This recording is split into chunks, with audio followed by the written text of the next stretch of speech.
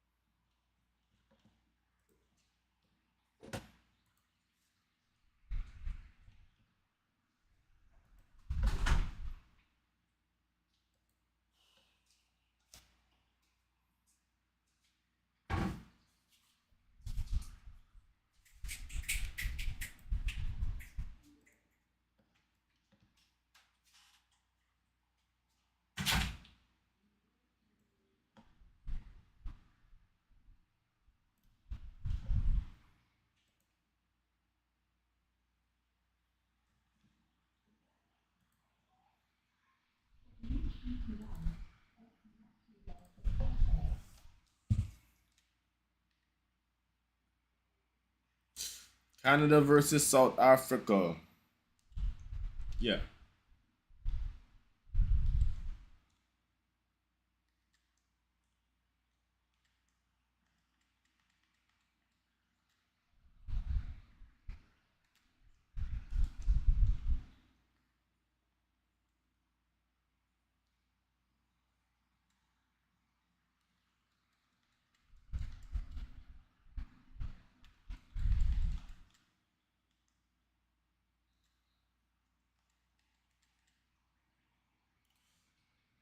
All right, bro.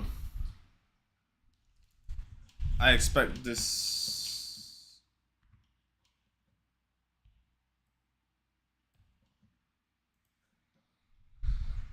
Canada, y'all better not get round of 32 at home, bro. Oh, this is in LA.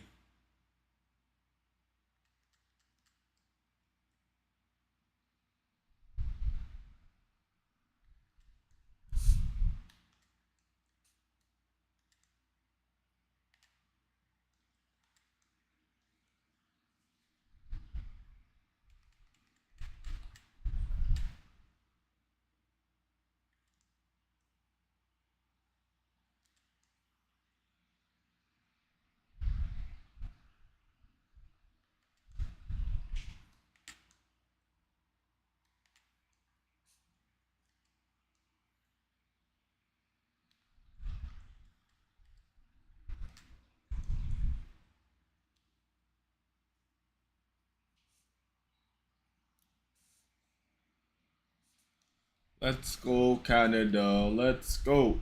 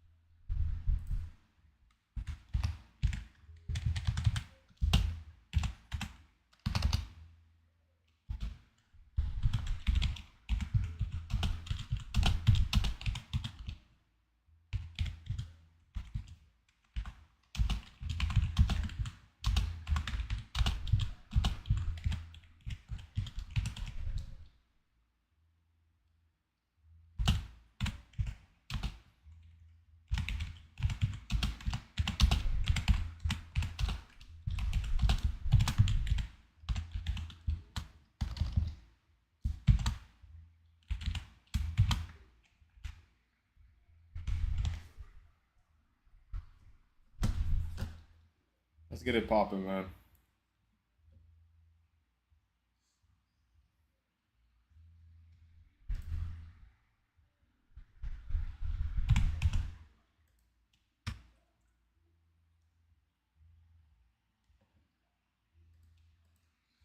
Let's get it popping.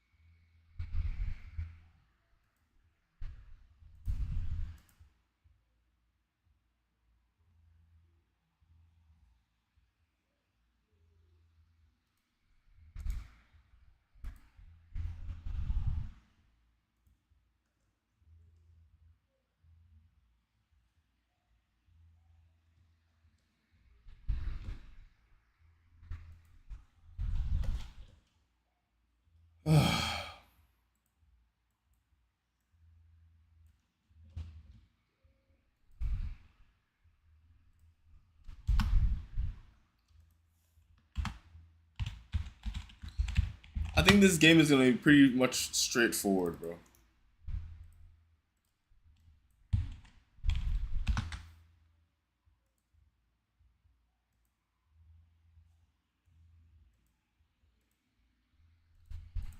I think it's either gonna be a Canada blowout or a South African upset.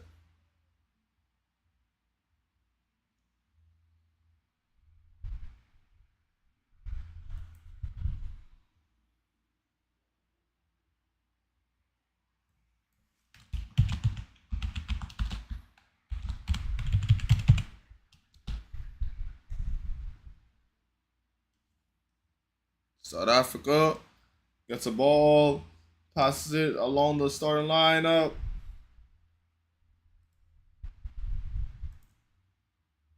Oh, what a strike!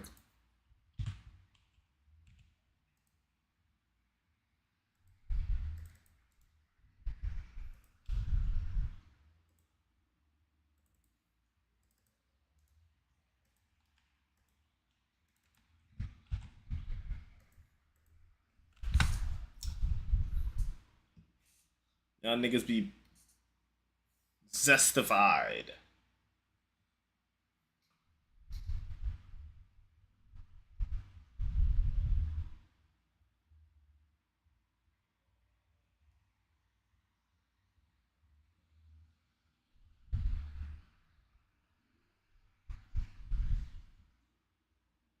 Okay.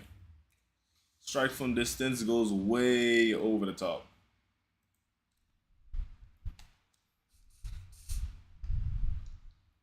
Way over the top. I'm expecting this game to.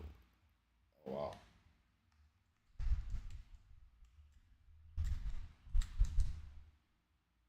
Oh, yeah.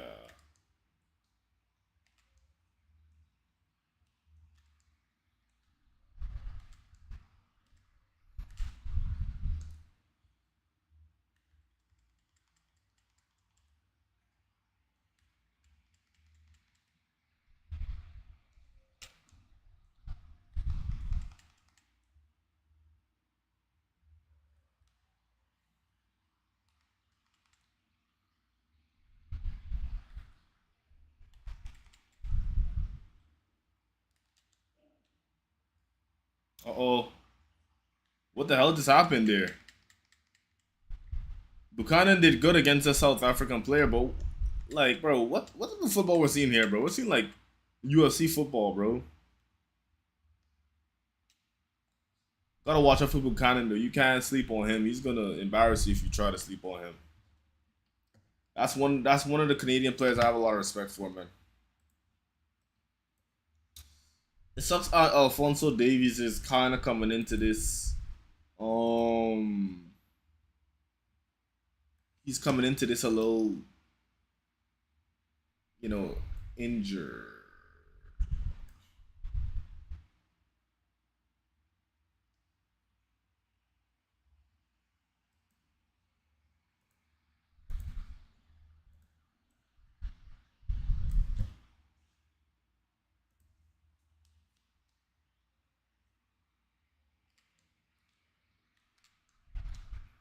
Ooh, what a good hook! That's a good hook.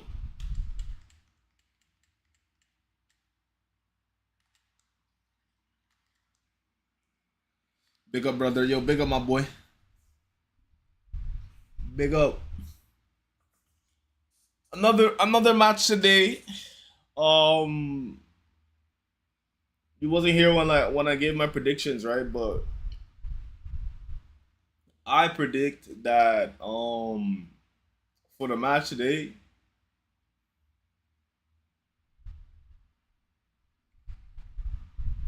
I think it's either gonna be a Canada blowout or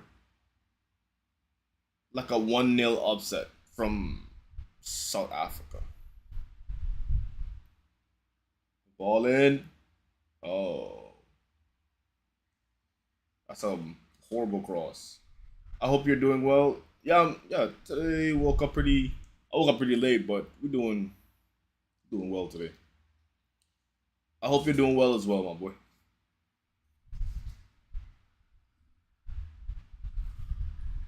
Oh,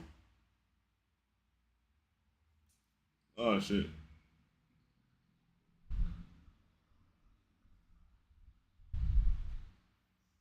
Yo, this LA arena looks real good, bro. I can't even lie to you.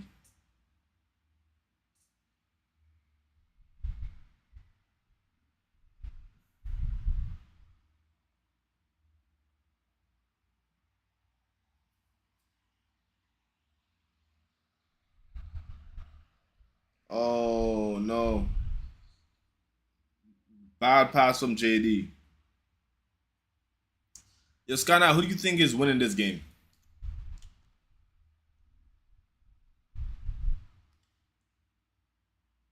Oh, what a ball. Who's that? That's a foul or no? Oh, what a tackle. Never mind. That's a great tackle. Holy. You know it's a good tackle when at first you think it's a foul, but then you realize he came out clean, bro. That's one of them like Caicedo tackles, man. That's so he's so close to being on the edge, on that borderline of it being a foul, that sometimes you think it's a foul, man. Again, when it comes to ball winning, there's not a better midfielder in the world. I'm gonna keep saying that until the rivals get it in their head. I'm rooting for South Africa. Fair enough, mate. I lived in Canada for the past 5 years, so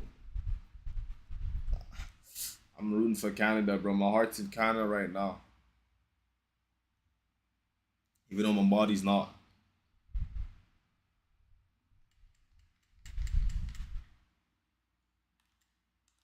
Oh, what a straight! I root for any Middle Eastern or African countries. I feel that. I feel that. I do want the African countries to do well. It kind of sucks that Nigeria didn't make it, but they'll always be the next World Cup, I guess. Nigeria Loki needs like another golden generation, or at least a couple superstars. Well, they do have. The funny thing is, all the Nigerian superstars play for European countries. Dog. Like Nigeria Loki been having like a golden generation or a very strong national team if their players would just play for their country, dog. That's the funny thing, dog. That shit's hilarious. Oh shit.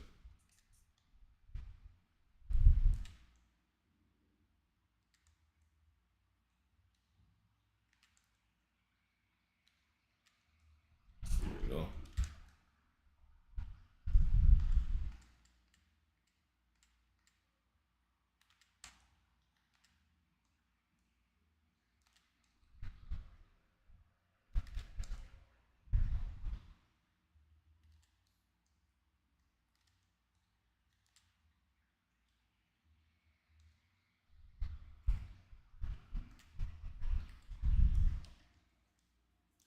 Oh, wait, what's going on with my stream, bro?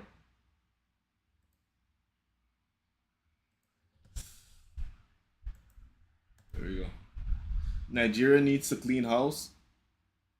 Yeah, they've been having like some very lackluster performances in terms of like.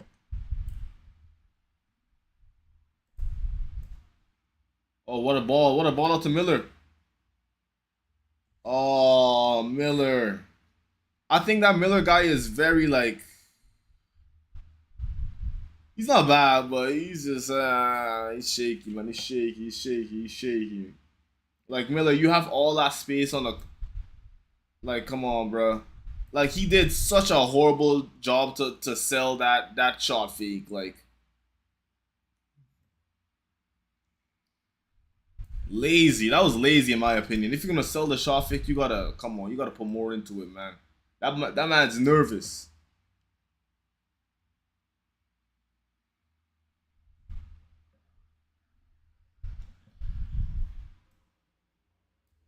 We need Nigeria to like clean house, and Nigeria is like they gotta start incentivizing people to stay and play for the national team as well, right? Because you have like, come on, if you really look at it, you already have Oshman. He's gonna be your best striker, fair enough. But then on the right, you could have had Olise, or playing the 10, you could have had Olise. On the right, you could have had Saka. Um, on the left, you could have who? Wait, let me Google it because I seen a post like that. Nigeria.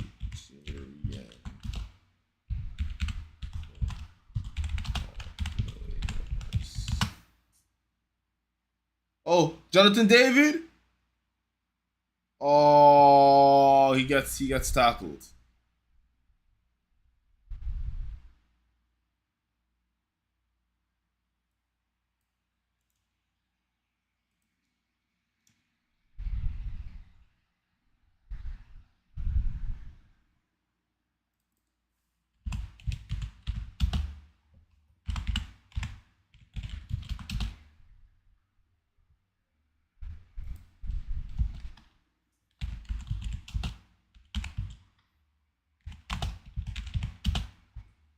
Okay, top 10 Nigerian football players that play for other countries. Let's see. Let's see. You have Eze. You have Noni Madweke. Talent is not their problem. Yeah, like I was just saying, they gotta incentivize people to stay and play for the country. Bro, Jamal Musiala could play for Nigeria, bro. This is crazy. Bro, they have a ridiculous lineup, bro. What the fuck? Bro. Okay, so you could have Musiala on the left, you could have Olise down the middle, and then you could put Saka or Madweke on the right, and then up top you have what's Ro's name? Oshimen. You have Akanji who could play center back. Alaba who could have been playing center back for all these years. He's old now though, to be fair. Bro, they could have a ridiculous team. Yo, they could have had a ridiculous team. This is like a super team, bro. This is a team that 100% could make it to a semifinals or a finals, bro, without a doubt in mind. This is a ridiculous team. Arguably one of the best attacks in the world. Musiala, Olise, Oshimen. And then you got Saka on the right. Oh my. Yeah, Nigeria really needs to do a better job recruitment. I heard from like some Nigerian YouTubers that there's a lot of corruption in the Nigerian football, like the FA, right, where a lot of favoritism gets players into position, and to be honest, they say it's not really just a Nigerian thing; it's just an African football thing where favorites get picked a lot, and it's politics deciding the football teams more than play. So that's what turns off a lot of like players from playing for Nigeria. But the thing is, like, bro, I'm gonna be honest. The same thing happens in Europe, though. Like, the same thing happens in Europe. The same thing happens all over the world. I think that's just cope. I generally think that's just cope. I've seen Maguire get picked to play for England when he had a horrible season. Horrible season. Got picked to play for England over center backs that were like amazing that season. So it's just like this shit happens all over the world, bro. I'm gonna be honest, man. I think that's just cool. I think they just don't want to play for Niger because there's less money going into that program, as well as they view it as less professional. That's what I generally think it is. They view like the African football, like, football associations as less professional and less organized. That's what I think, and cheaper facilities and stuff like that. So they just say, you know what, playing with England, playing with France, playing with Spain, Sweden, yeah, it's gonna be a better experience. Which is backwards because we gotta build up our continent that's been literally plundered for natural resources for years. But you start flying that flag too high, some people with no identity, no fingerprints, no first or last name gonna show up to your door with a silencer, man. So I don't know. I don't know if I want to flag that fly. I don't wanna. I don't know if I want to fly that flag too high, man. I don't know. I generally don't know.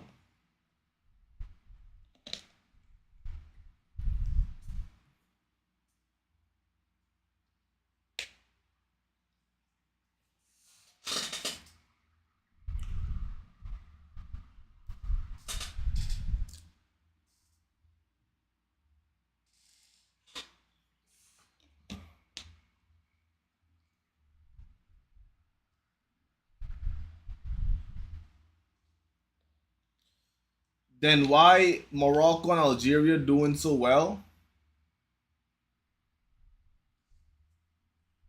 I think they're like backed by not really African. I think they're backed on that Muslim shit, bro. I'm gonna be honest, man. I don't want to even call it shit, but like they're backed on like those type of connections, bro. They got the oil connections, bro. I'm gonna be honest, bro. Or they just have a better. I think you know what it is. I think Morocco and Algeria just do a better job of pitching their project, and it's more about picking people off of their football play and not politics. Because there's a lot of times, like, you would see the Nigerians on Twitter, especially around AFCON, they would be saying, yo, why is this guy playing in the team? He's only playing in the team because his father is on the board of directors for the Nigerian FA and shit like that. That's what I'm gonna keep peddling this story, because that's what I see the people of those nations saying. I think most players don't want to deal with that at a young age. At a young age, is because of pitching. It got to be because of pitching. At a young age, right? Let's say you're a young up and coming footballer, right? And they say, hey, come play for Germany. You've been living in Germany for like 5 years. Come play for Germany. Um, it's gonna get you into more doors because you're playing for, like, more doors in Europe because you're playing for a big nation in Europe. So bigger teams are gonna come in for you, shit like that. I think it's like a better for their career path as well. because Nigerian international does not hold the same weight as French international, or Nigerian international doesn't hold the same weight as England international, English international, Spanish international. You feel me? It doesn't hold the same weight as much as they are giants in Africa in terms of the world. You know what I'm saying? They're not going for tier one talents. You're telling me the Nigerian FA doesn't try to yo, I'm gonna be honest. They go for their players. They go for the best players, bro, because they just get turned down. They literally just turn them down. Now, why do they turn them down? I think it's because of what I just said.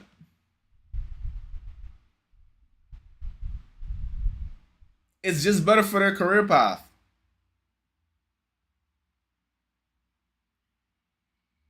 Because remember, when you're trying to get into like a bigger team, right? They look at certain factors. No, I mean Morocco and Algeria don't go for tier one talents.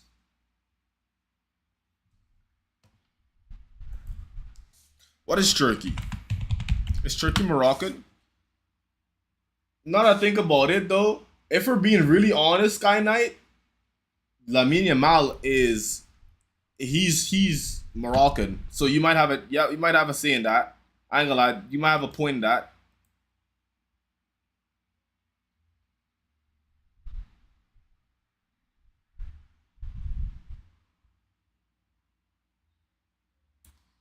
Let me check. Let me check Turkey. Turkey is Algerian. That's crazy.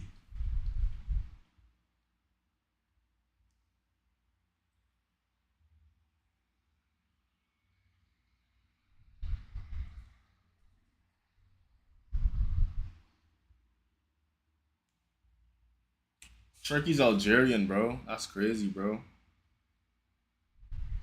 I thought it was Moroccan.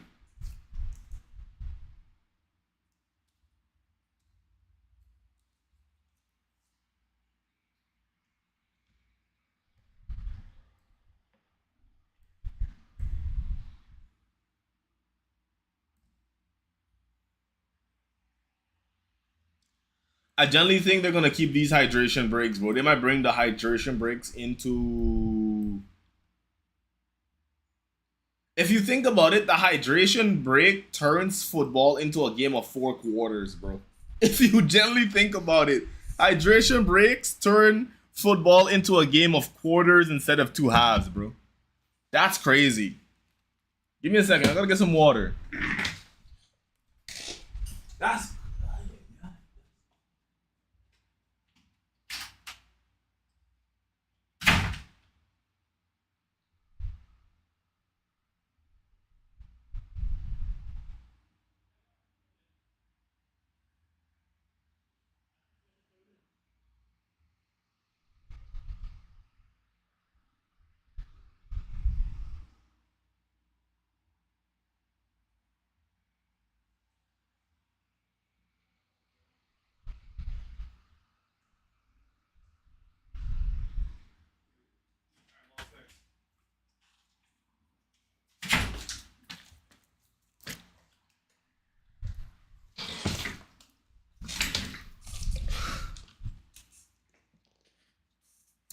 all that's needed next, y'all, is all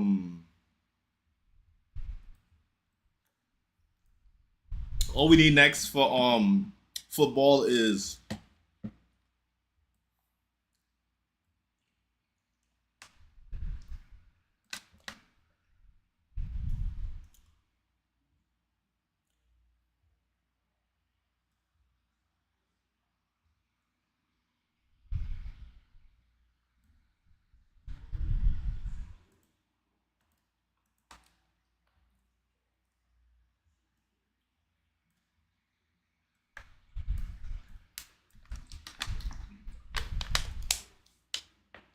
for example, Tammy Abraham is from Nigeria.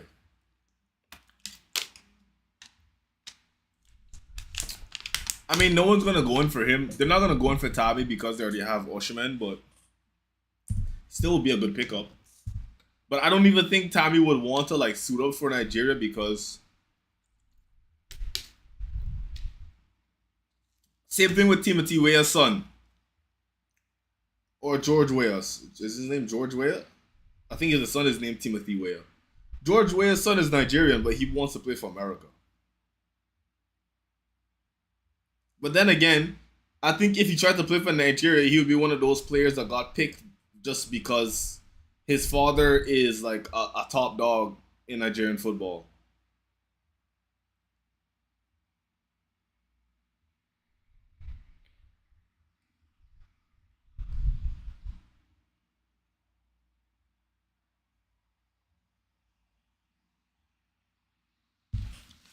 I feel you though. I feel you though. Now that I think about it, like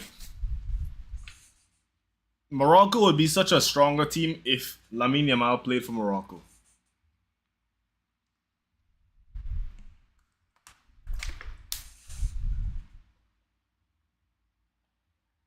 I tell you right now, bro, if these African players that played on teams like if Mbappe chose to play for his home nation, Cameroon, um, the majority of the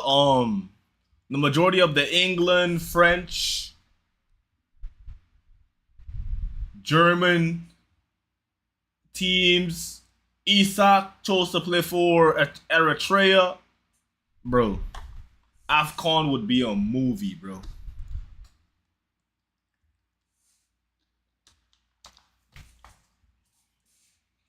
AFCON would hit so different. And not just AFCON, but like competitions like the World Cup.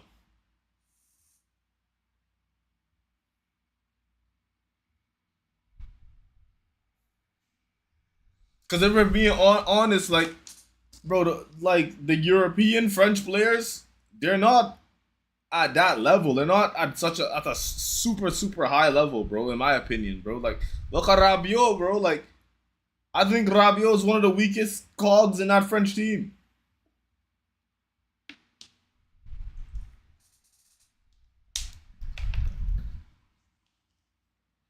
Of course, you would still have amazing European players, like like your Harry Kanes. You have your Cole Palmers, your Phil Fodens. You have your Florian Wirtz. But I definitely do believe that the European teams would be getting like trampled, bro. They'd be getting trampled in these big tournaments, man. They'd be getting destroyed.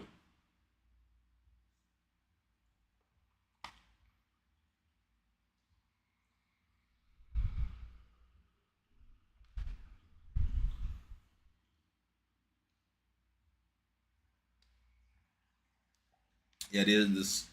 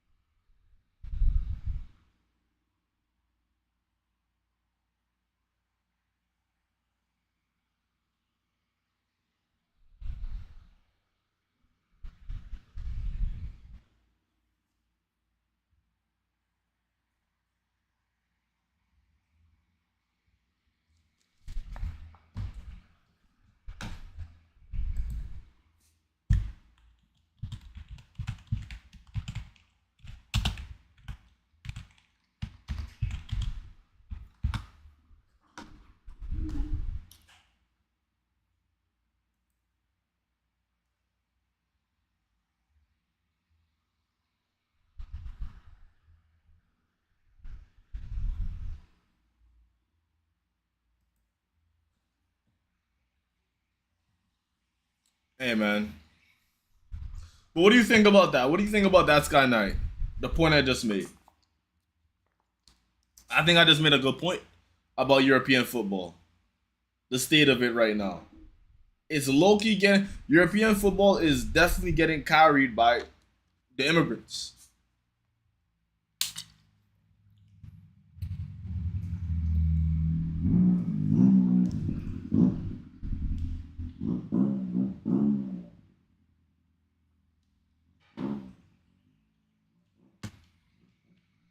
It's like mad sensitive, bro.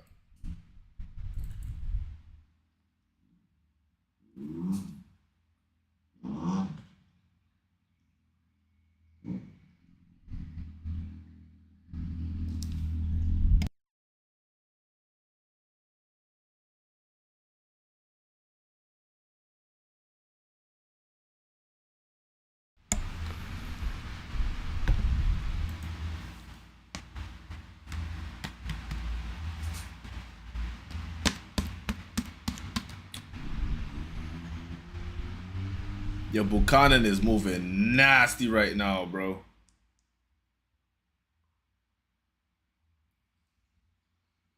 Every time the ball goes to Buchanan, Buchanan beats his man. Every time it goes to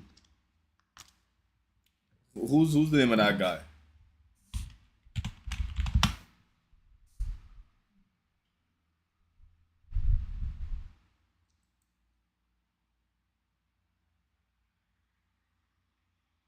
In a sense, you're right.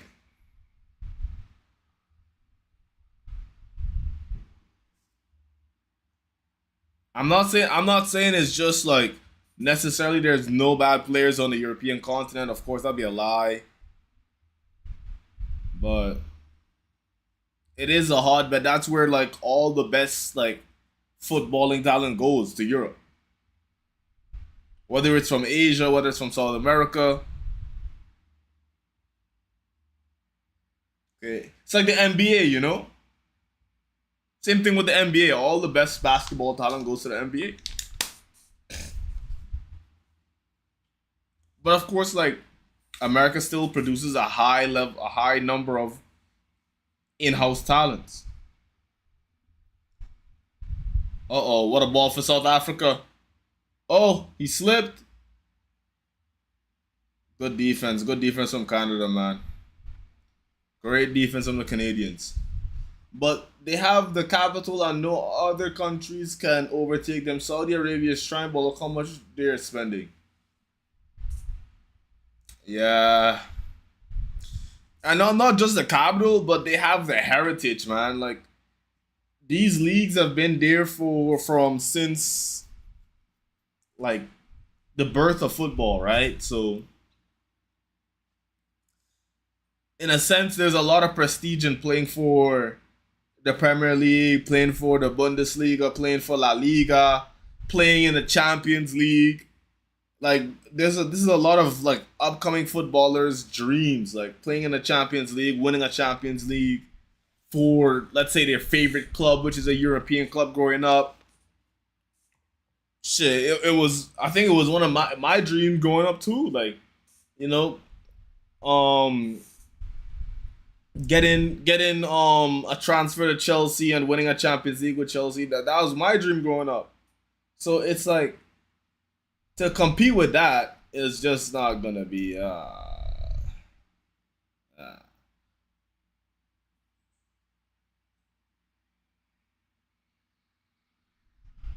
I don't think that's gonna change anytime soon.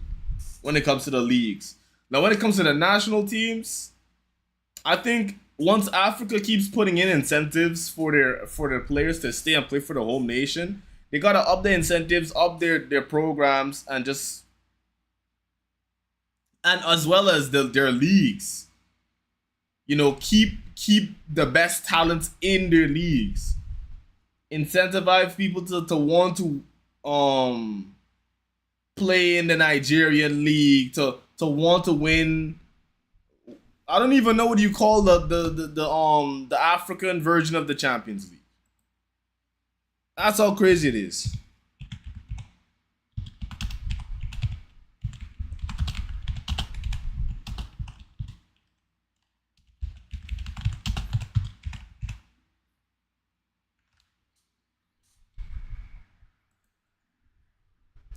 The CAF, the CAF Champions League.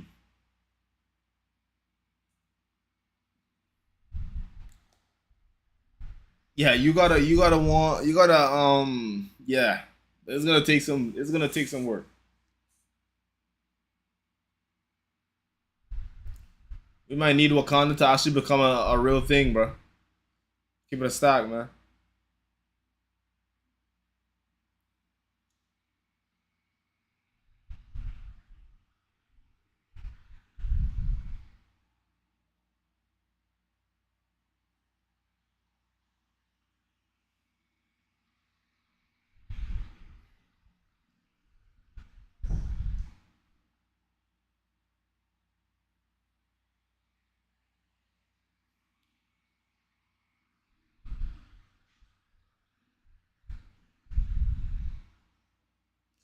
Robin van Persie's son chose Morocco. Robin van Persie, man, what an inspirational striker, man. Very on. I gotta watch. I gotta do a highlight video reacting to Robin van Persie's highlights. Yo, that's a real striker, man. They don't make strikers like him anymore. You see, now that's a European player I have a lot of respect for. Him, Robin Schneider, um, that era of the Dutch that passed, demons, bro. Serious level, bro. If there was any version of Holland that had to win a World Cup, I think it was them. But you know, not everything goes our way, man.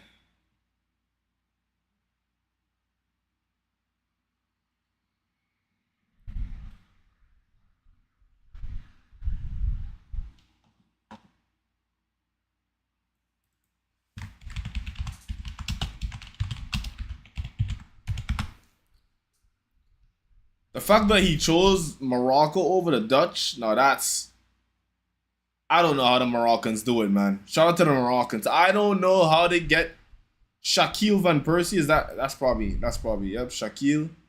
He looks like his dad as well, man.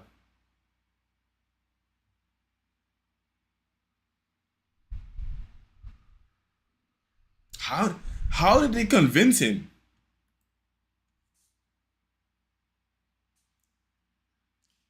We gotta learn from Morocco and Algeria. How do they do it?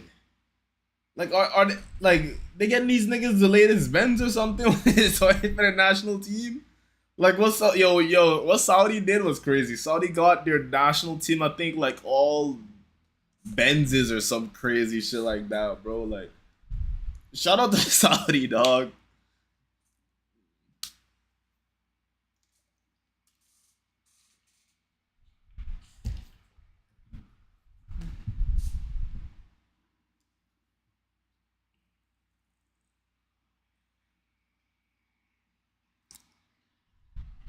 Let me look at his goal record. I gotta see his goal record, man. When did he become? He's only 19 though. He's young. He's very young, young as hell.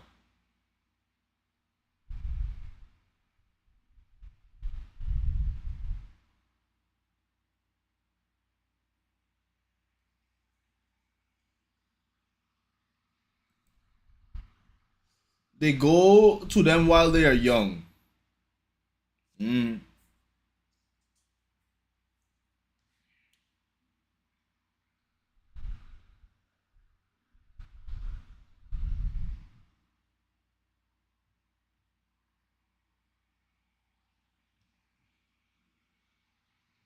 He has 3 goals in 15 appearances, and I think 3 assists. He has 6 GA in 15. He has to just keep going.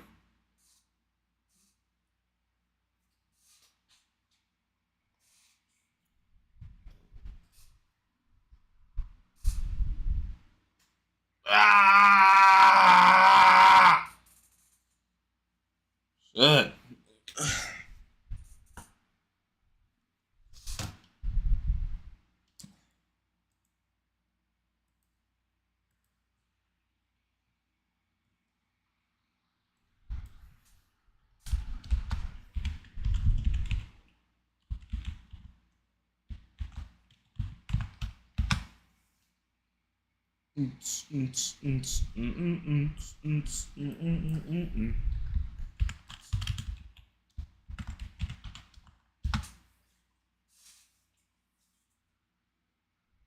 Liam Miller, he tried it.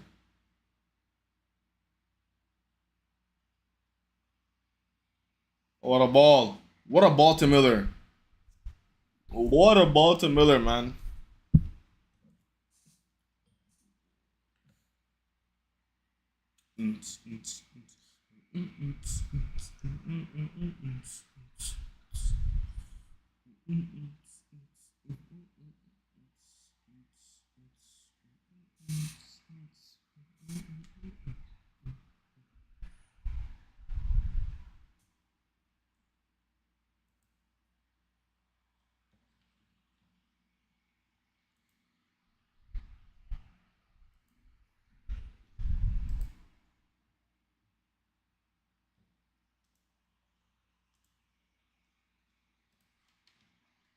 Let's see if Canada scores here. I don't think they do, but let's see. Let's see.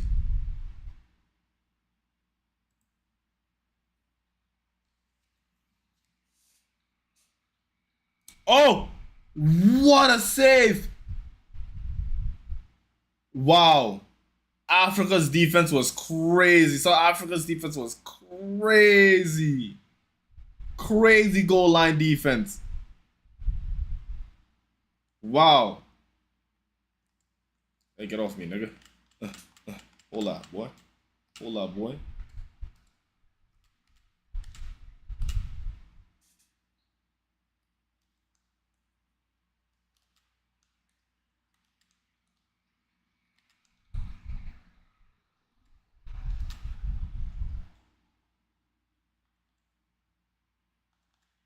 Nigga.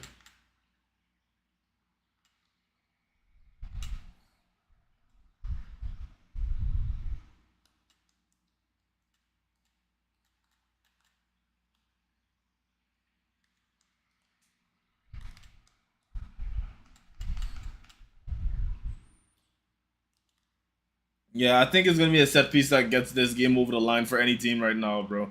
Because both teams, like, they don't have the quality to break each other down in transition or play, bro. Like, this is crazy. Oh, that might be a penalty. That might be a penalty. That looked like a foul. Uh-oh.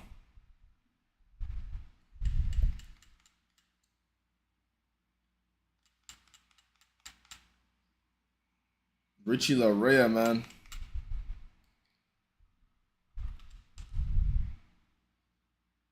Let's see. That was such a bad tackle. That's a penalty. That's a penalty because he was just in shoot. He was in what, passing motion. Come on, he was in passing motion. That LB is playing from Bayern. The LB playing is from Bayern. Which one? Larea? Because I know Alfonso Davies plays at Bayern. I know Larea was at Bayern as well. Let's see. Is it a VAR check? That's a penalty, man. I'm gonna be very honest, man. That's a, and you can't even say like this. This is like what, a rigged one. Like, come on, man. You can't be getting.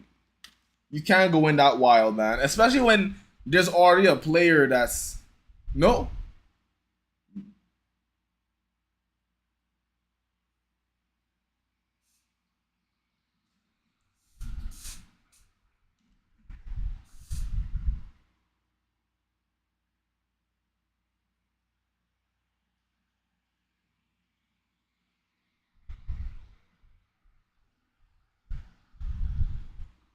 No penalty.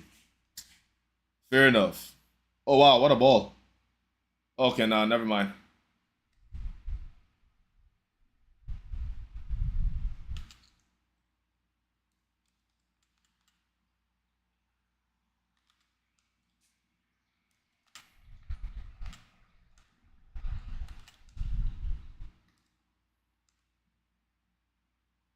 Come here, boy.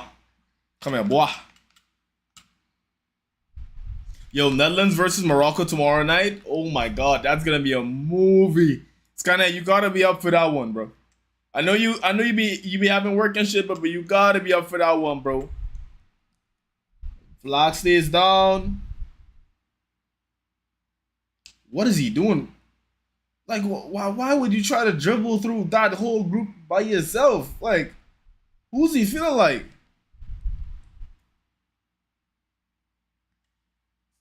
Yeah, Canada's looking better right now. Momentum is definitely on their side. If they want to get, if South Africa wants to get any respect, they have to like hit them on the counter and really create like dangerous attacks on this counter, or else Canada's just gonna keep playing like regular, bro. I think it's halftime.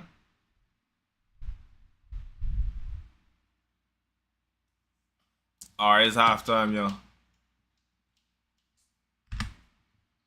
Yeah, Jesse March is pissed off, man.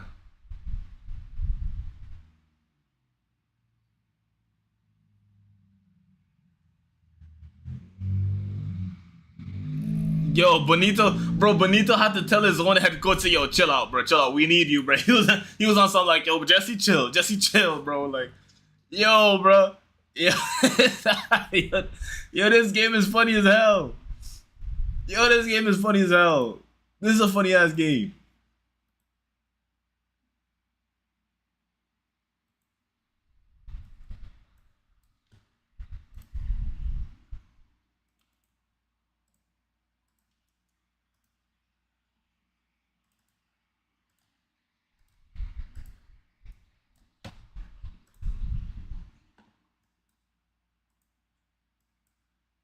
Wait.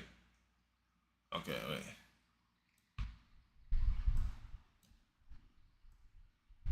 Let's go over here. Let's do that. Just so we know when the halftimes restarts. Yo, Skynet, what you know about what you know about Fight Night? Wait, I don't even know if I want to play the volume because they be playing music. Wait, let's turn the music down.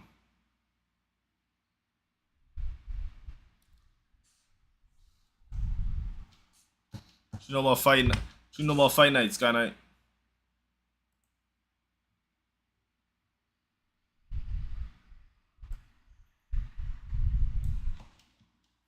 One.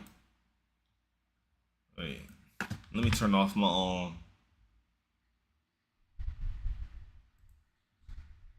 let me silence that tab so I could put on the music.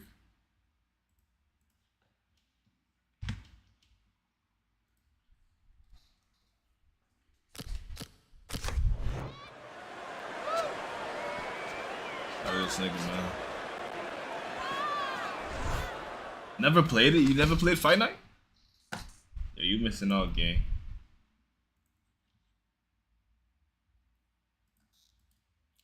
You're missing out, man.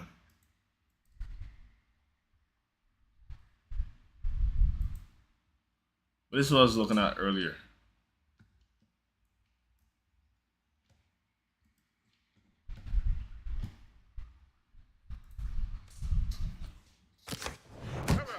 It's a good game.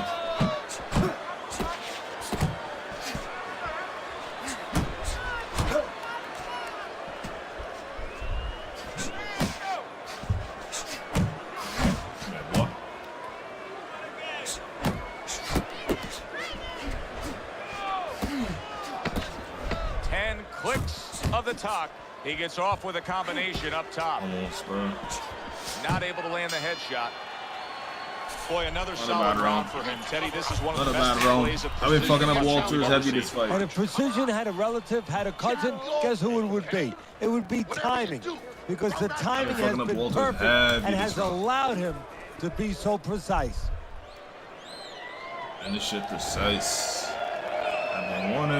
Started the new round, and I give credit to his corner. Walter's cornermen did a really good job after a round in which their fighter was knocked down of just being calm and cool. The way they're supposed to be. You know, we always talk about the fighter having to be calm and the experience that a fighter has. I'm gonna get shitty frames on this. It might be because of the tabs. Like I'm actually tabbed up.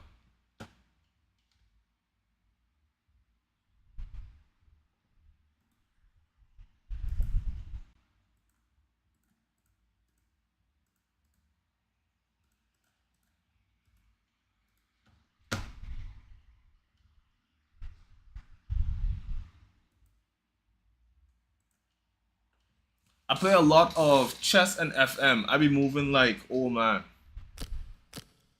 I gotta get into chess, man. Like, plenty of experience. They just showed it. It has like chess has a lot of like pros, right? In terms of like how it helps you in life.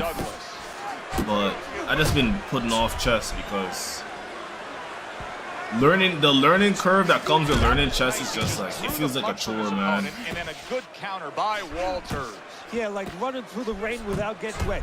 Beautiful. Walters doing exactly what he's always done stylistically, Teddy. Come here, boy. He is stunned. He could Come go here, boy. down. Come here.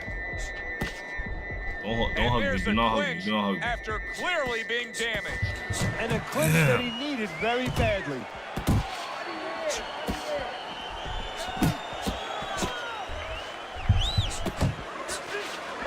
I got some food. Oh wow, he blocked that.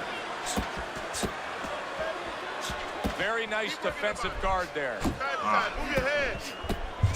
Walters has got those earmarks. There we go. Oh. And he goes down for a second time. Does he have enough this time to Somebody rise up check, yo, and continue somebody on? check his jaw. Somebody check his jaw. Oh my god.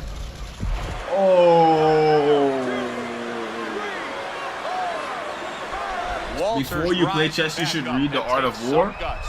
That would make me like appreciate it more, huh?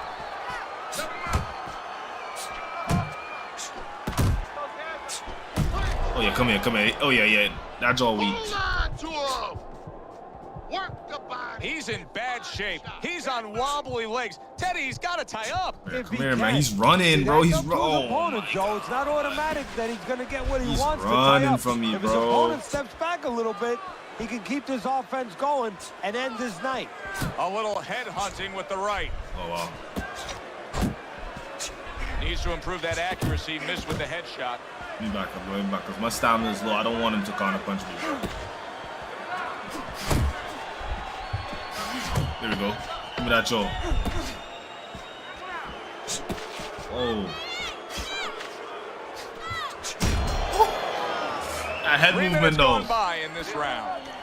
Bad intentions, his cleverness has really shown up here tonight. But He's been you know what? outsmarting his opponent, getting these headshots, I'll doing read it Art for of range. War. If this Why is to not? turn around towards the end of this fight, how will it I'll happen? read Art of But War. what he has to do, his opponent has to start timing his jab a little I gotta bit. learn. I gotta There's learn two ways to take away tactics the like that anyway for my assault on the One is with music the old industry. jab, So. the other's with the right hand. Start chucking right hands over. Make him a little afraid of using Good that body jab. and good body. You are headhunting. Yeah, that's my like. Has arrived. That's great That's my like fighting style. I like the headhunt. After taking one. Oh wow. Gotta Come here. love the work by Walters. Come here. There we go. Oh yeah. Not able to land the uppercut. Use your feet.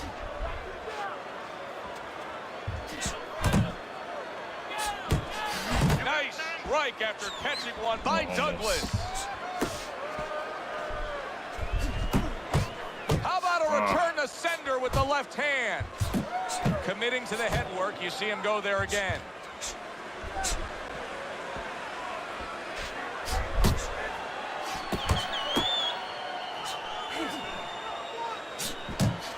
Tried to land that upstairs and was off the mark. Pulls the trigger right away with the left hand. That left hand. Those uppercuts. Walters is showing us that's a good body shot. that we haven't That's seen a great before, body and shot. obviously the knockdown brought that about. Yes, it did. And he's hoping that right now that it confuses the opponent. Don't be so sure he's going to stay with this, Joe. He might just be doing it for a diversion tactic. You know, just to survive right now, maybe buy him a little bit of time, confuse his opponent, keep his opponent at bay, and then go back to what he knows best. We'll look out for that. Here we go. Good shot.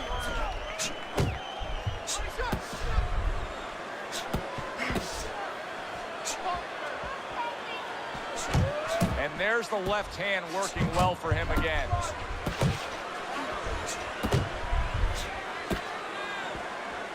But yo, that ass.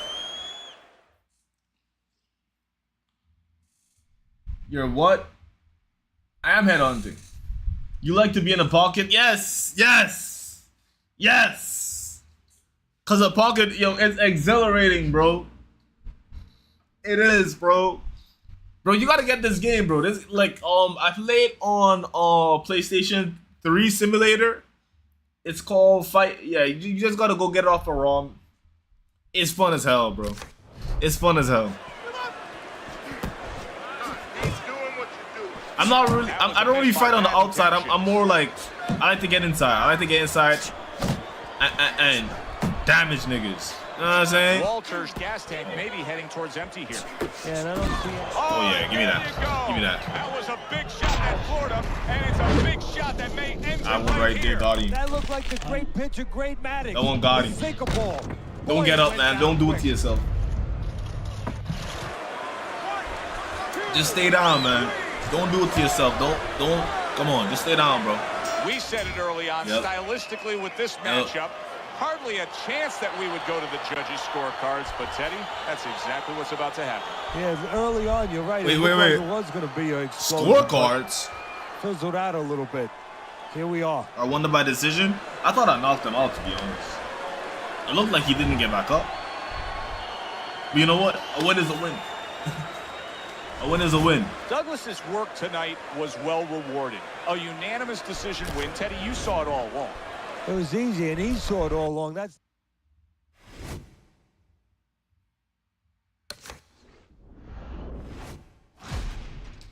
oh man. Right now, I'm doing the legacy mode. My goal in the legacy mode is really I'm trying to pass Mayweather's record, bro. Feel me? Hajime no Ippo is where I learned boxing from.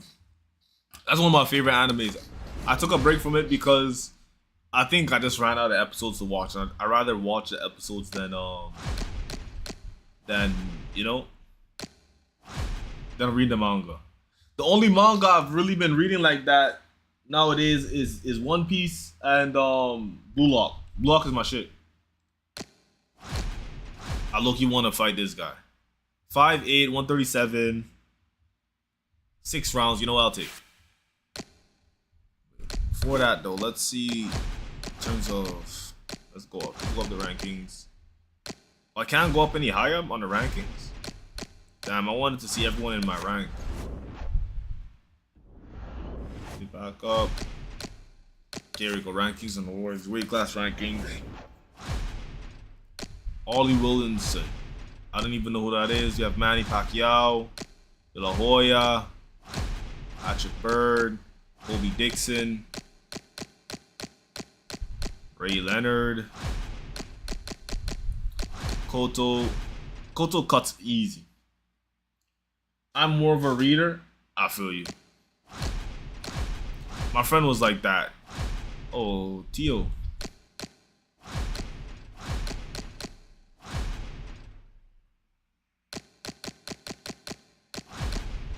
Ricky Hatton punches hard as fuck. Oh, Ryan Garcia's in my weight class?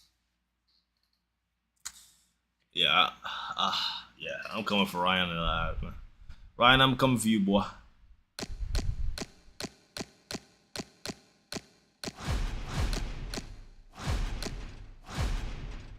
Ignatius.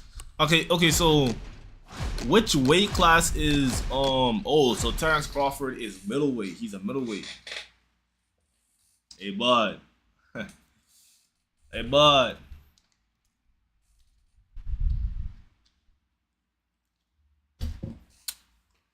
Hey man, first I'm gonna just run through my rankings. I'm gonna run through my weight class. Then I'm coming for that record, man. That 43-0. Yeah, I'm coming for that record, man. Canelo Alvarez, Canelo, you're next one.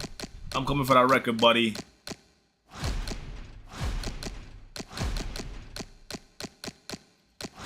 Thought Conor McGregor in this. Niggas just added Conor McGregor in this shit for the fuck of it, bro. Niggas even got Jake Paul in this bitch. Yo, I'm crying, bro. No. Niggas put Jake Paul in this joint. Wolfgang Watts. Maybe I should have won middleweight. That looks like a way more fun, like, weight class, bro.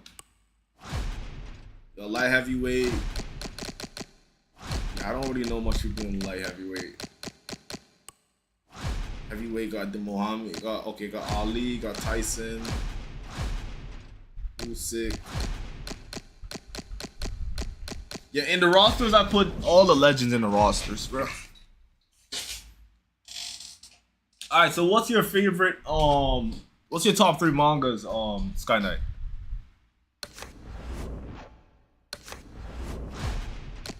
Okay, so Jess Estrada. I am sorry, my friend, but you know, I have no, how do I say? I have no sympathy for what I'm about to do. I must say, I do not care about your story. I have to win. You know, I have to win. I'm a winner. Yearly awards: Ricky Hatton got Fight of the Year, Round of the Year. Muhammad Ali got Knockout of the Year. He got Upset of the Year. He had Comeback. Comeback of the Year is Devon Fernandez. All right, let's go to my weight class. Welterweight, Fight of the Year, Ricky Hatton. Damn, I ain't getting no awards. God damn. All right, but we gotta get our name up. Retiring boxers, Marty Guzman.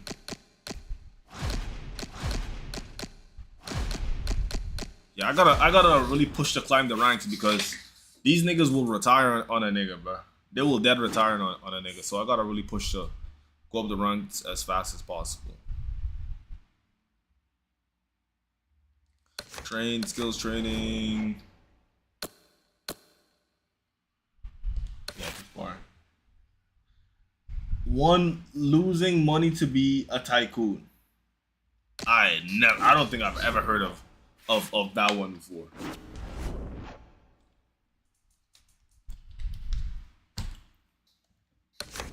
Losing money to be a tycoon. 2, real man. Never heard about that one either. All right, kid.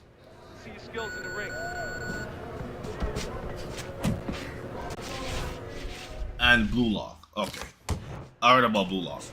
Blue Lock is my shit. Ah, shit. Nigga, Ricky Hayes trying to fuck me up, bro. Chill out, Ricky Hayes. Want to win that ring? Work hard. Look, he lagging right now. I don't know why. Keep that chin down. Keep pushing. Come here, boy. Got that. Yes. Let's go. Work it out. Work it. Hey, let's go. Bro, I back up. He backs forward, bro. He doesn't want to give up. No space. Ah! He wants to stay in the pocket. This nigga right here?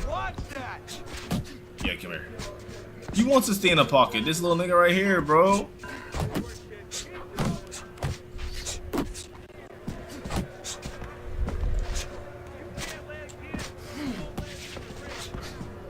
Yeah, okay. I kind of telegraphed that overhand.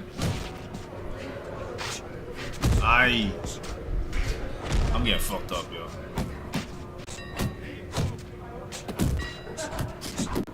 This is just for points, though. I'm just trying to get points. My all-time favorite is Future Diary. I don't. What's it about? What's Future Diary about? Come here, boy. That hook cooked up. Oh, I have to give it some time. Ow. Side to side.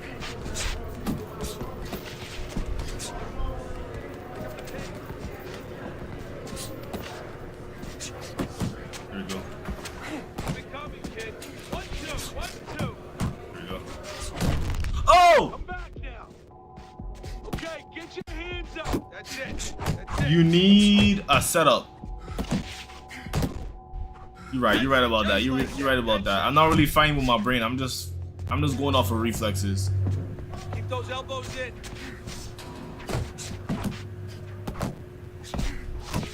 You want to win in that ring? Work hard. Forget about being tight. Crazy girlfriend from the future, bro. Like, gang, I'm not gonna lie, bro. You like just bringing on all these niche like mangas I've never heard about, bro. Definitely need to work on that. What I got on that one? I got prospect. I could have gotten contender if I locked it on that one. Alright, let's go back to the game. Let's go back to the game. It's a good game though.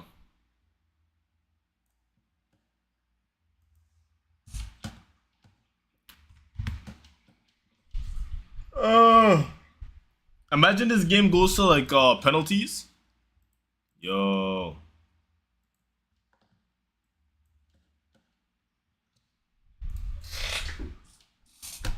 Yo, penalties first game of the first round. Not. What's crazy? Oh. Wait. Is Crazy Girlfriend from the Future about? Is that what Future Diary is about?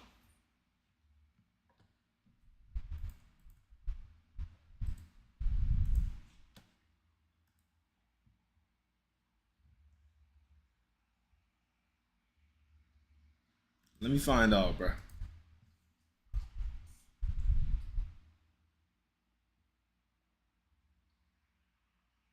My boy sent me a reel.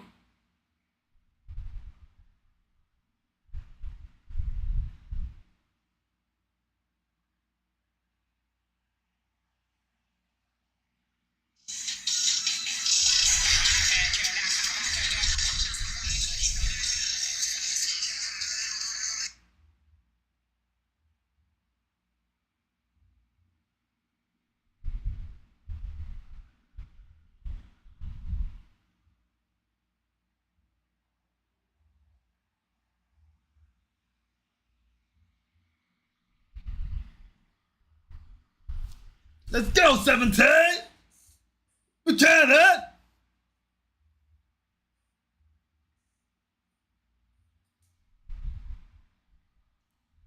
Come on, mechanic!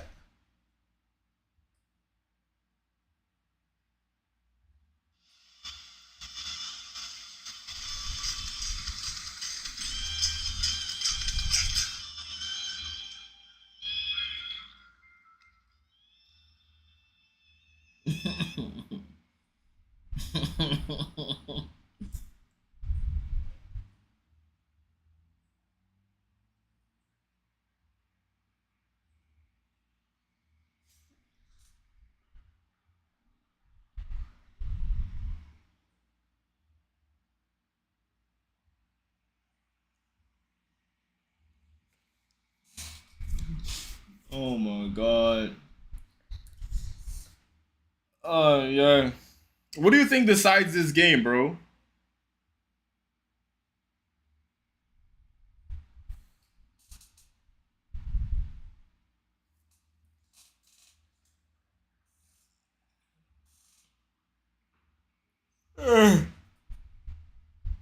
Oh my god.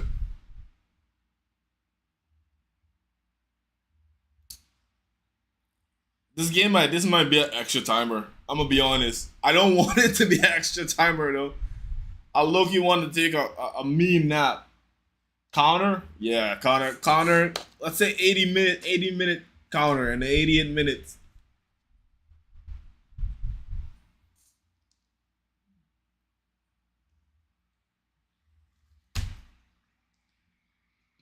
Bro, I wish I was still in Alberta right now. Could have gone to a nice sports bar.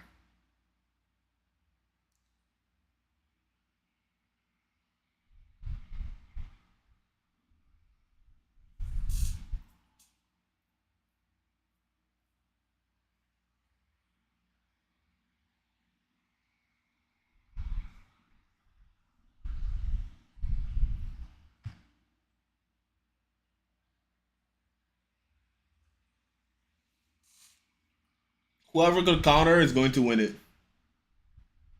Just honestly, this game, yeah, I could see that one solid counter from either team.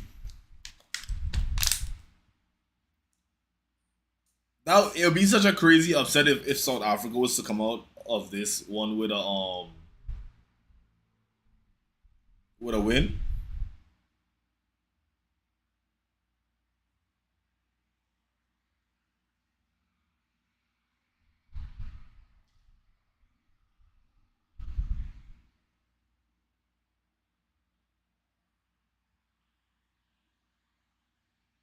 Whoa. Foul ref. Yeah, this is the Rhea guy, man.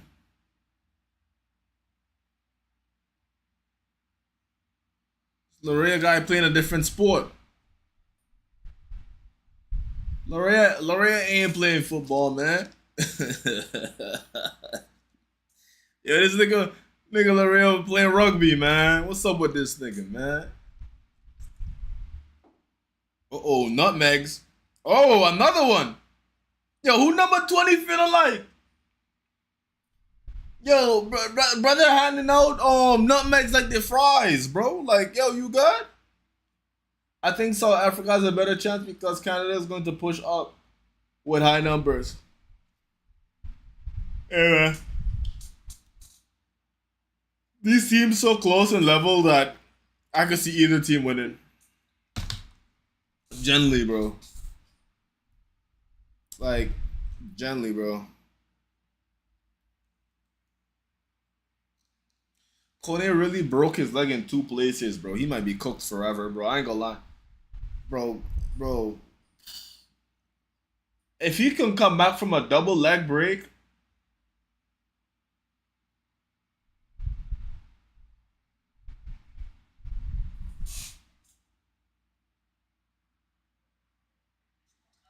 has he surpassed? Is he bigger than the Edward pass? Is Messi bigger? Here's what I'm gonna tell you right now. So Messi's already Argentine. Okay. So them niggas already said the N-word. Yeah. Them niggas are already racist. They already said the N-word. Yeah. In my opinion, right now, I'm not gonna do shit if he says the N-word. Exactly. Because it's, you know what I'm saying, he's fucking shit up. Yeah, bro. He's competing. So he competed with my generation's best player, and now he's competing with, bro. I feel like he has a more right to say the N-word than some blacks. He probably has more of a right to say the N-word than niggas like Jamie Giddens. Yeah. Nico Williams. Yeah, bro. Exactly. Like, he would have racially abused one of them niggas, I wouldn't mind, because they fucking suck. Yeah, I feel like, bro, with some things, like, you just become bigger than itself. I feel like Messi is going to get this one situation. Yeah, right.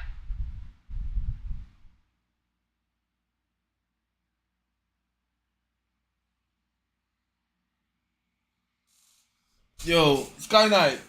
Now, realistically, do you think Messi is allowed to say the N-word if he wants to? Because of what he's accomplished in his career?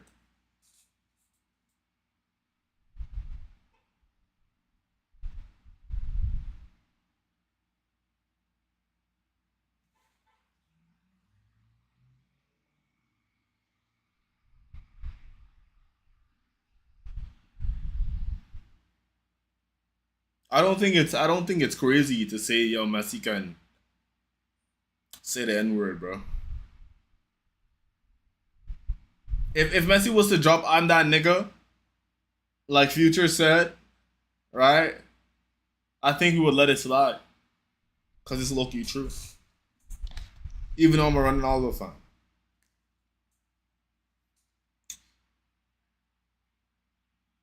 In my opinion, everyone can.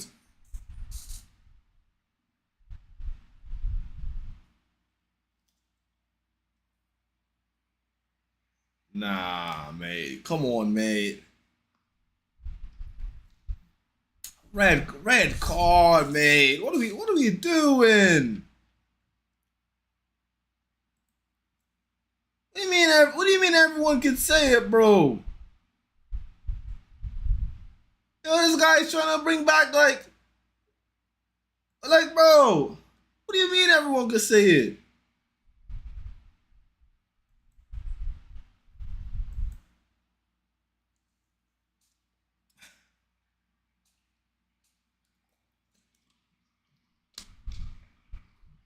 I'm seeing Mexican fans in the crowd with the Canadians. There's not enough red shirts in the crowd, man.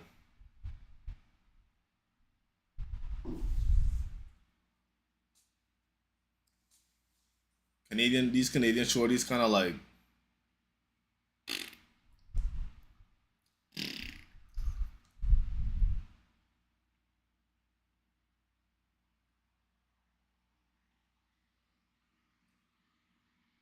I don't like to give power to a word. But the thing is, all words have, like, most words have power, though. If someone was to come out and say, like hypothetically, if someone you was used to getting the argument with tells you, yo, suck your mom or fuck your mom or some shit like that, that word has power because of the disrespect that comes behind it. Know what I'm saying? Like, I get where you're coming from, but yeah.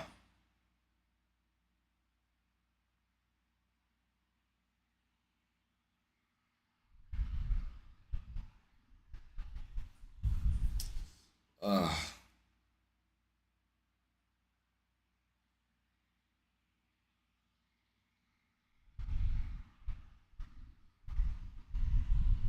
oh wow, what a ball! Canada looks good when they're playing the ball out through like small, like close.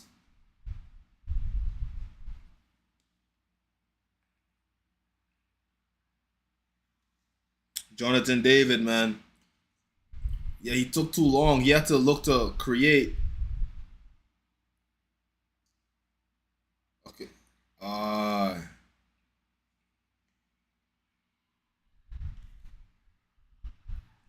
Cornelius, man. Cornelius, you gotta calm down, man.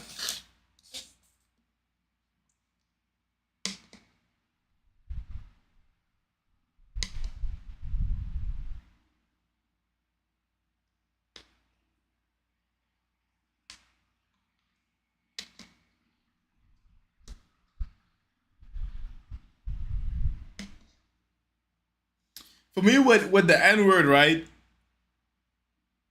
It's really the intention behind the word.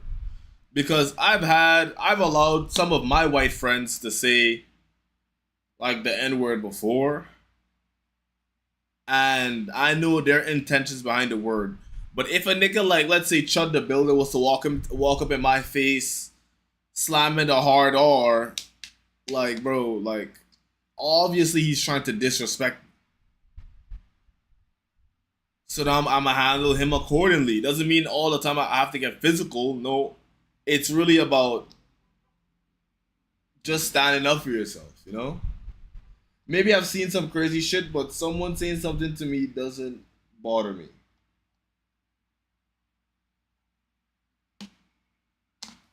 Everyone's different.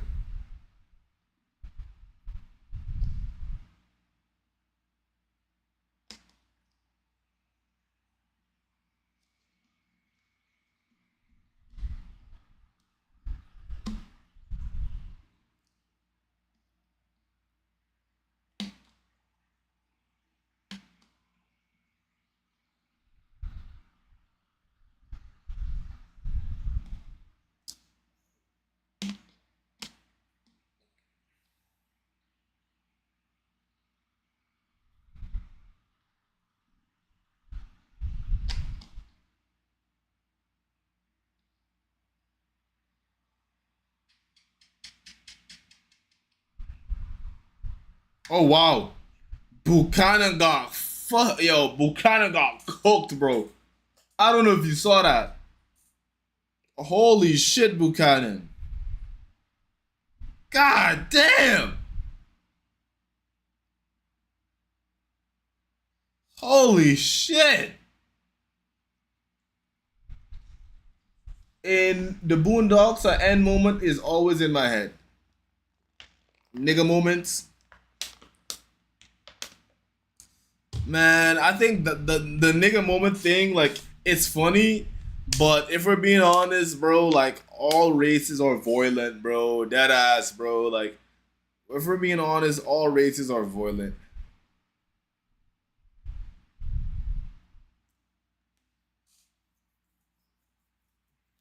Asians are violent. They try to paint Asians as the highest IQ.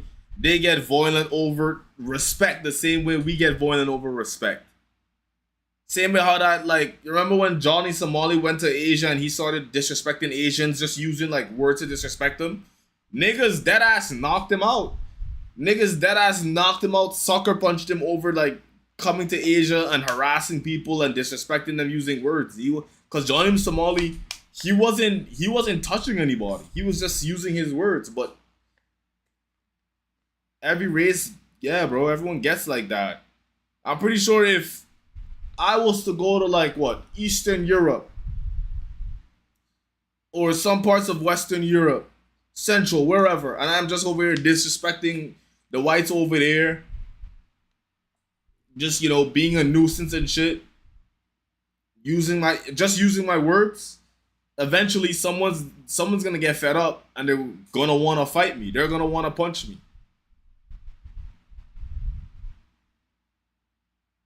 That's why I say everyone's different. Some people are just gonna be like you. They're gonna be like, it's just a word, and it's just words. And then some is gonna have one guy in there that's like, yeah, it's just words, but like me, it's like the meaning behind those words. What are you trying to imply? Oh, what a ball! Oh, what a ball! It's like you said the counter. Oh, oh my god, bro, that counter could have been ridiculous. Fun fact: Korea had the longest unbroken slavery. Who are they on enslaving? Themselves?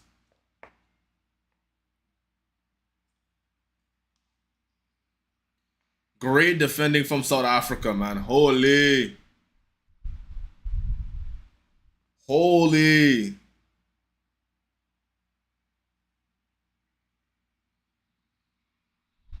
Wow. It's like what you said, bro. That the counters, man. The counters could. Iconium.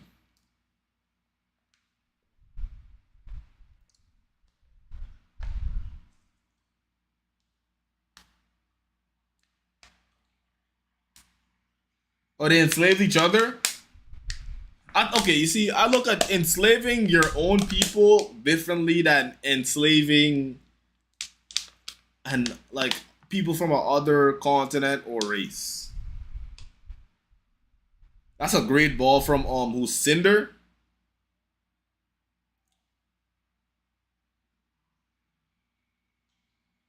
Almost finishes there. If he chipped, he could have scored that.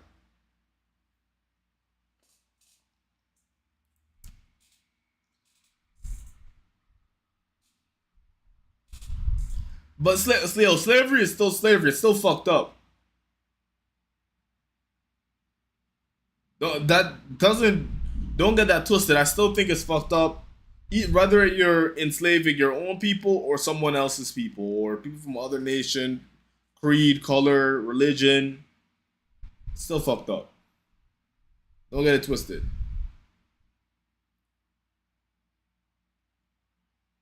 Why? The end result is the same.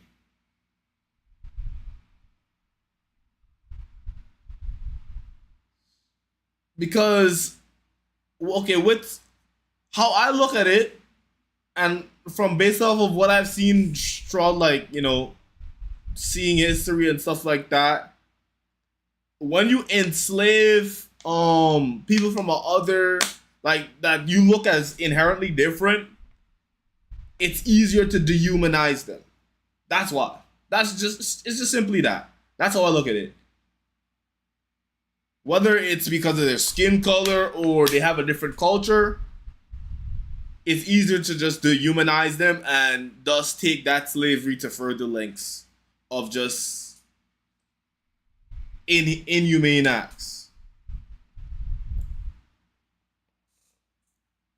It's a good move.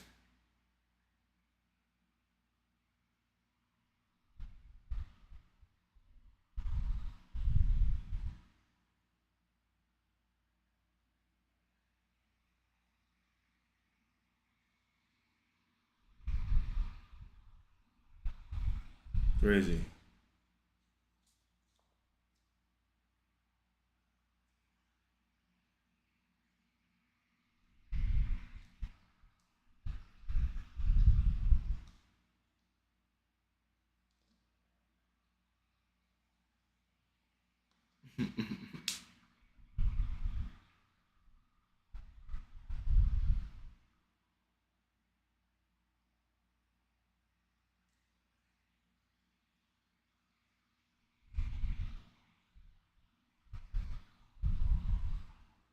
Is the game back? Oh no, they're just showing the counter.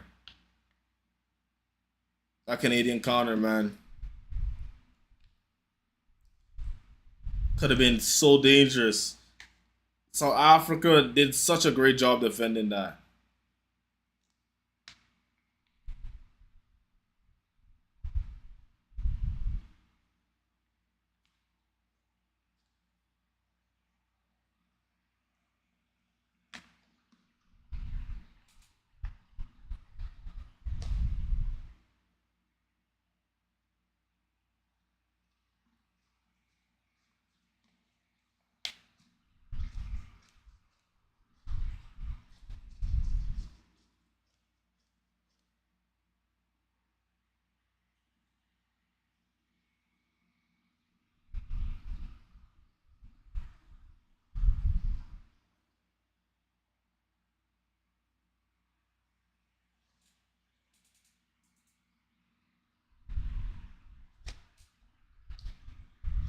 Okay, Somali. Oh wait, I didn't even that didn't even pop in my chat. Somali slaves, some Arabs, and Arabs slaved us.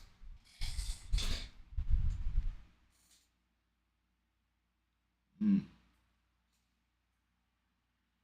Was it messed up?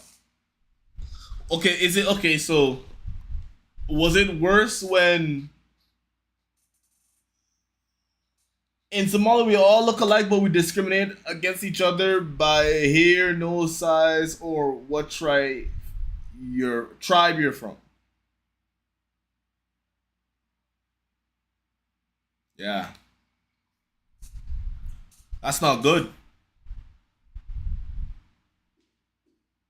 That's not good at all.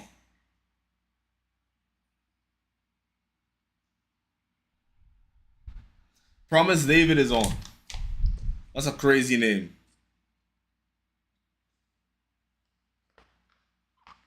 That's like an African name. That's a serious African name right there, man. Promise David.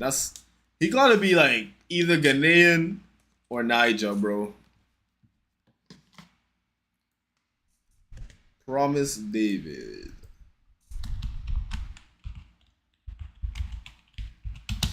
But to answer and to add some more to what you said, right, about discrimination, there is some type of discrimination like that in the Caribbean where, but it's been shunned upon a lot in the last coming years that light skinned people would get a lot more like love in terms of job selection and how they get treated by the police and shit like that. But yeah,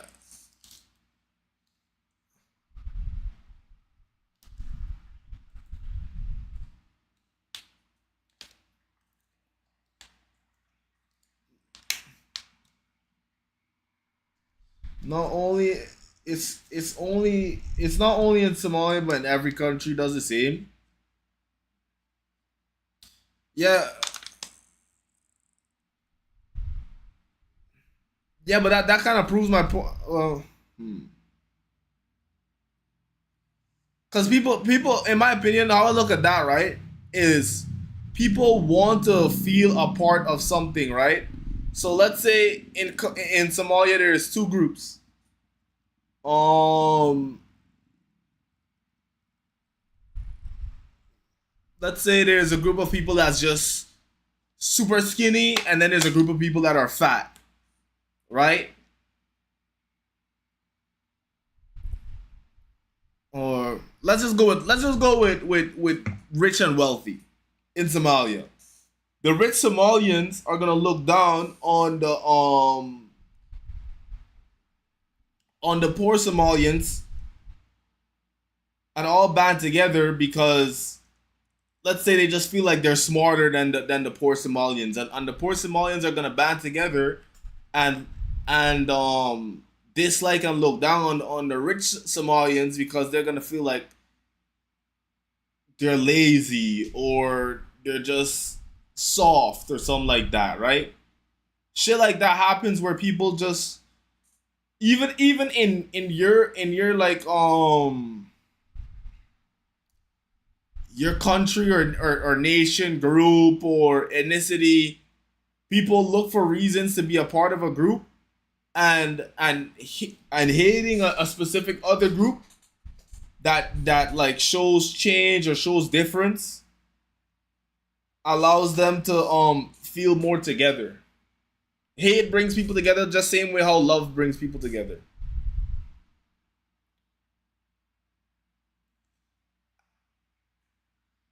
And that can be just seen via difference. Like via difference is where you get a lot of this. Horrible cross. Oh wait, he keeps that in. Don't shoot it. Don't shoot it. Why would like? Come on, man.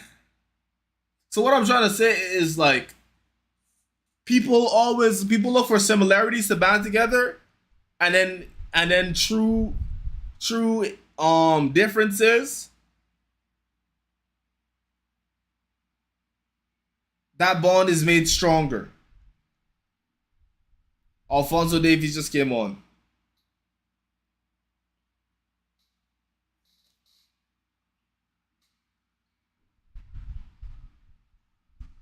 I lived in 5 countries. Vietnam was the worst with discrimination. You know what's a funny thing? Like third world countries, when it comes to that shit, like it's fucking crazy, bro. I'm gonna be honest, bro. I lived in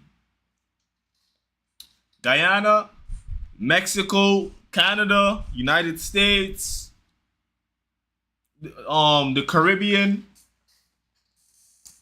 I live in a bunch of countries too, but the funny thing is, I experienced some of the most love slash some of the most hate I've ever experienced in South America, Mexico, and the Caribbean.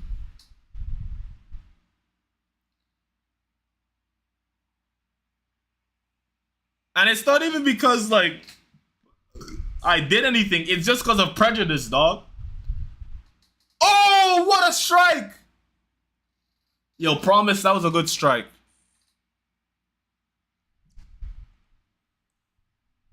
What a strike from Promise. What a strike. If that went in, that would have been one of the goals of the tournament.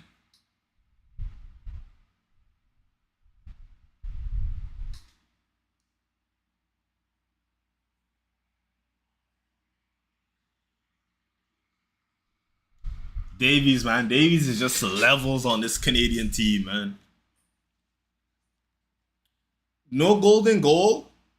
If tied after regulation, two 15 extra minute periods. Yeah, when they are nice, they are super nice, but when they don't like you, they hate you, bro. Like, bro, like I got liked because the same reason they didn't like me. Like the certain people that showed love to me in those countries is the same reason I got hate. Like I got love because I was a black man, and they showed me love because I was a black man in Mexico, mad love, and then I got hated for the same reason, bro. Like niggas call me hard R, bro. In Spanish. You know what I'm saying? You know what I'm saying? So it's just like if yeah, bro. If people don't want to like you, they'll just look for reasons not to like you, bro.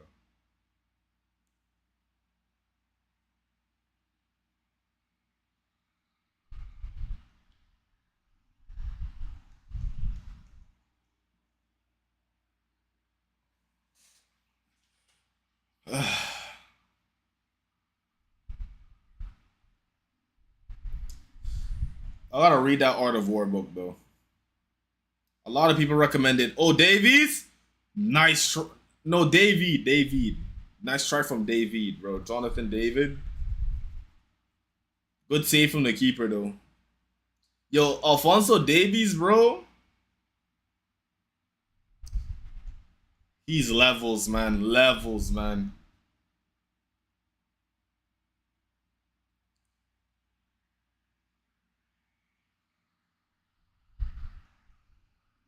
Have you seen Gusto is going to Man City?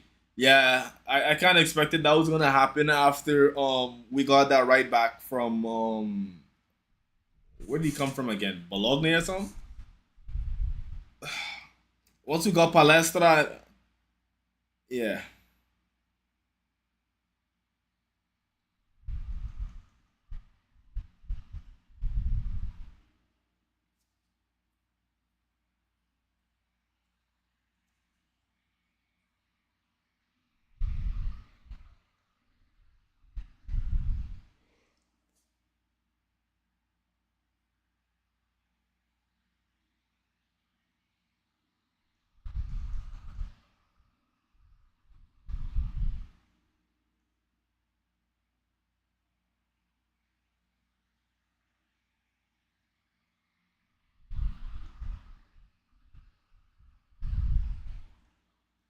So the winner plays Morocco or the Netherlands.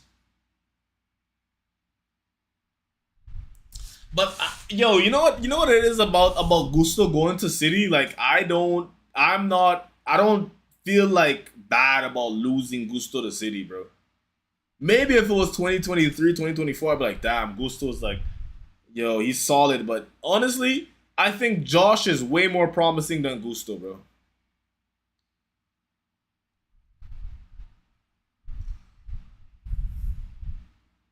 For me, I'm not excited about Palestra.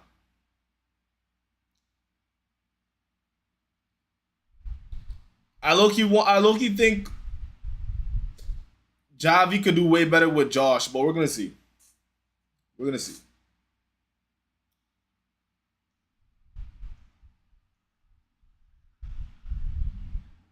Nice.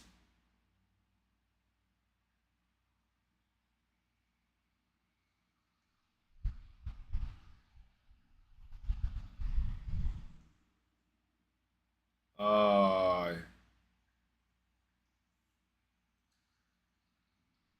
Look up Kukare's stats from Data MP.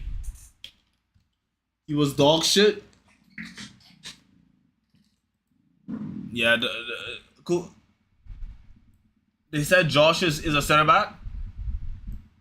I think isn't he like versatile? Like a Rico Lewis, like kind of like a Rico Lewis. You could play him in midfield, center back, right back. That's how I look at Josh. That's what I think Josh's specialty is. Like he's one of those generational players, kind of like a Reese, where you could like plug Reese in at center back. He can do a job. Not really his best position, but he could still hold his own on center back. Did really good in that. I believe I forgot which game it was where he played center back. I think it was Napoli, but he did really good in that one game where we stuck him in the center back position. And I expect the same from Josh, bro. I think Josh is gonna be kind of crazy, bro.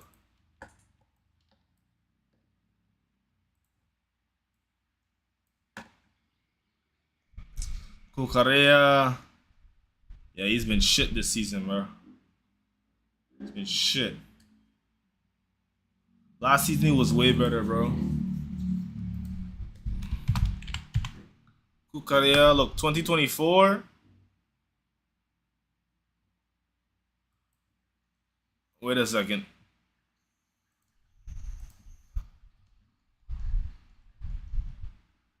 Wait, he did better in 2025 than 2024.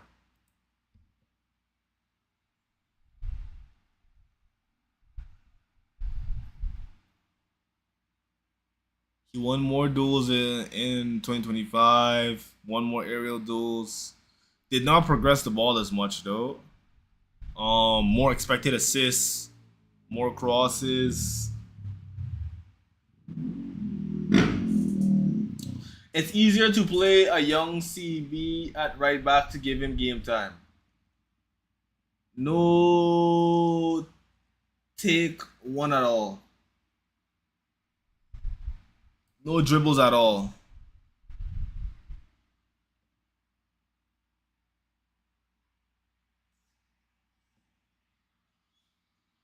Yeah, he didn't carry that ball at all. Holy shit. Alright, wait. Let's look at Gusto.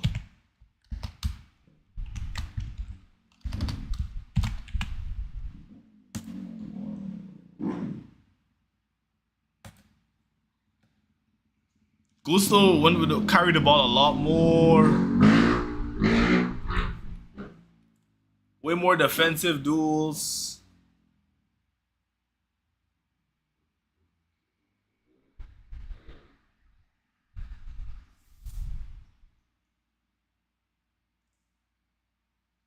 More expected assists. But I don't rate Gusto's crossing, more progressive passes, and more possession. One was done by Cucurella. They're both. They're both. Sukahato. Oh! South Africa almost. Whew.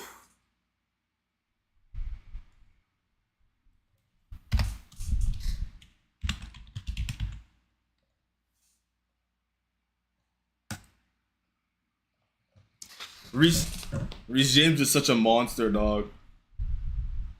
Reece James is actually such a monster, bro.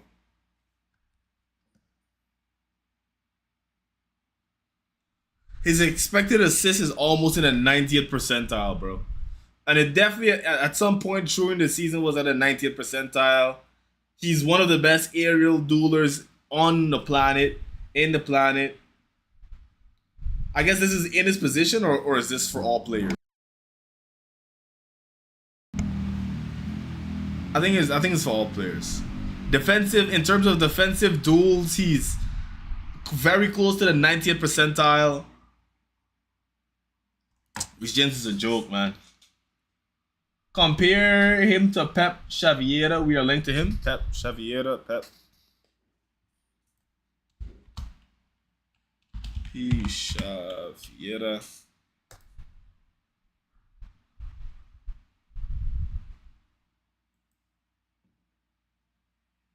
Where does Pep Xaviera play?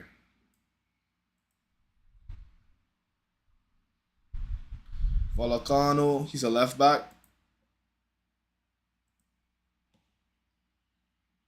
The only thing Cucurella has over this Xaviera guy is aerial duels. But we gotta, like, listen, I fall for this blue coat trap already, right? We have to keep in mind, bro, that why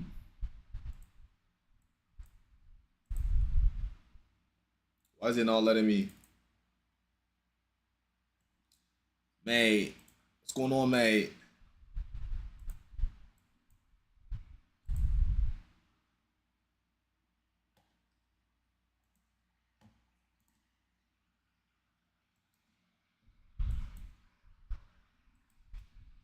It's not letting me put my window. It's not letting me put my window to show the score. What the fuck is going on? And he's only 25. I like the ages I'm hearing, bro. No more 21-year-olds, 22-year-olds, 23-year-olds. We're going for some real gems now. We're actually, you know who I think helped change the culture a little bit in terms of our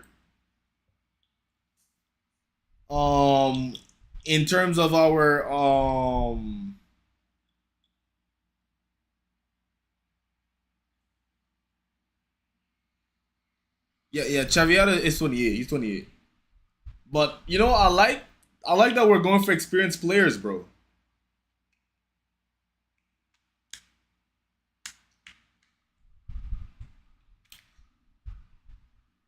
I would say this is a result of that sporting director we got from Liverpool and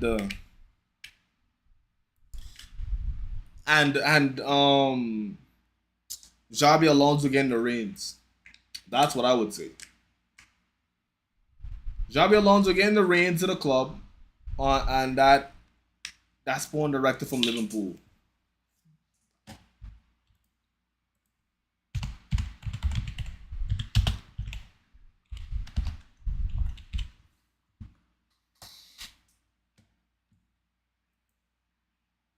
Dave Fallows, that's his name. Dave Fallows. 25 million. You know what? If here's what I was gonna say about him. We gotta keep in mind that most likely he's what space. If he control that ball a little bit better, man.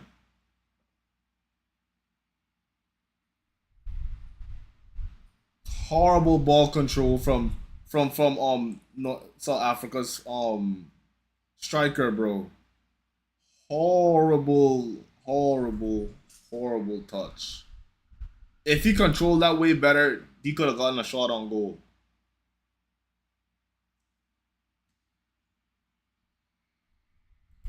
Alright, let's see. Let's do this now.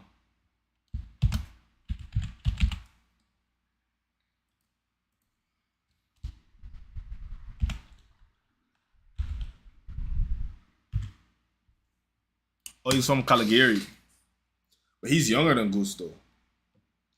He's more of a ball carrier. This is what I'm saying, dog. Like, he won defensive player of the season, but his defensive stats are like, he definitely won defensive player of the season because like what he added on offense, which is kind of backwards. But hey, listen.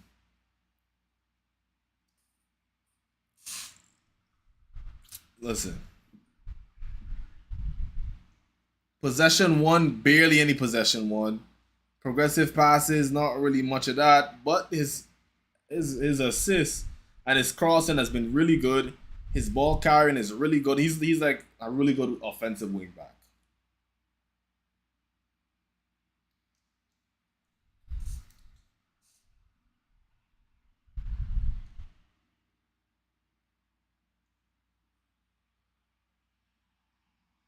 I look, you want this game to go to penalties. Fuck it, bro. Davies, ball out to bad pass from Jonathan David out to Davies, man. JD, man, you passed like a twink, man. Jonathan David, man, like when will he realize that this is Davis's team? He's a pure right wing back or old school right midfielder. Yeah, he's not. Yeah, he's not a Reece James, bro. Oh, what a goal for Canada! What a goal! What a goal for Canada! That was a banger!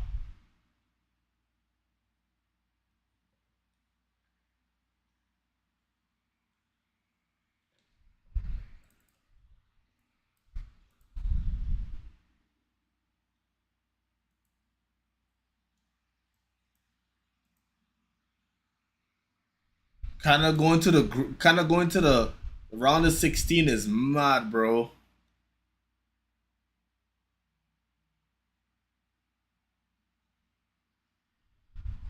It reminds me of Moses, like Victor Moses. What a goal!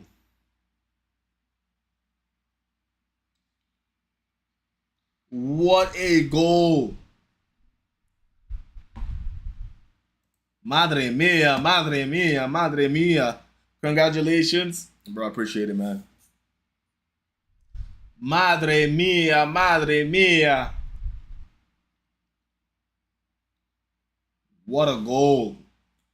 It's up to Canada now to shut down shop.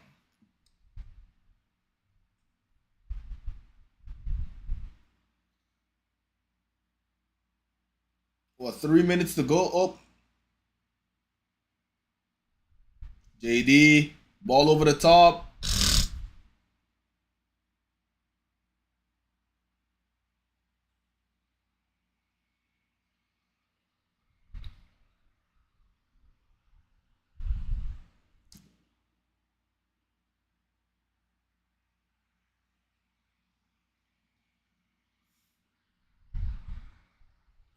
Yo, these Canadian players are playing with fire though. Like,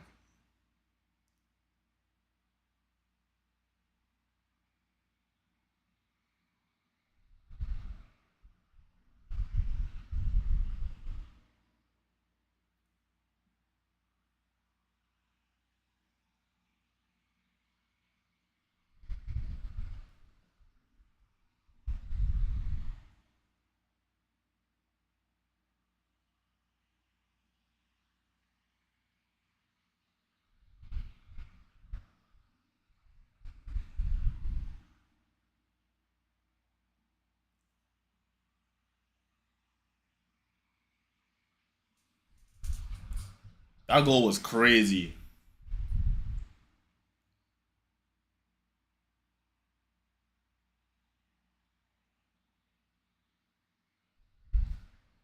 That goal was crazy, man.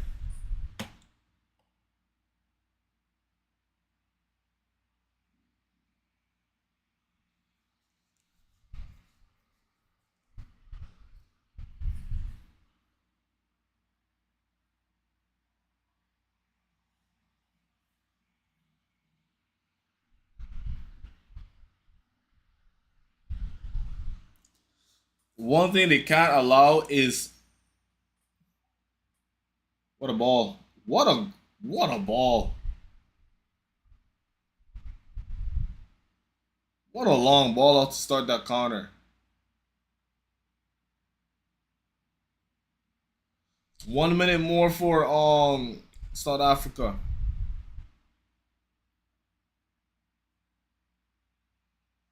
Oh wow. Bukazi. Oh. Canada have the low block of hell. Of doom and destruction right now for Canada.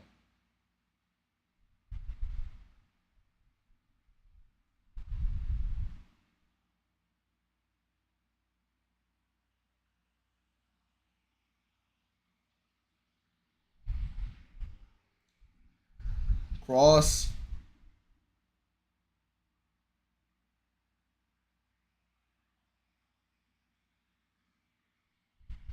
Cornelius has been playing.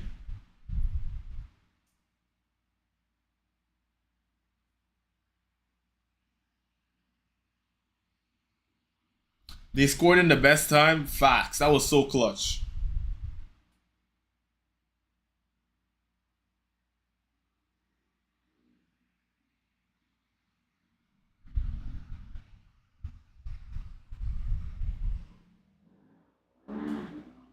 Yo, Larea just always wants smoke, bro. Yo, this Larea guy from Canada always wants to beef somebody.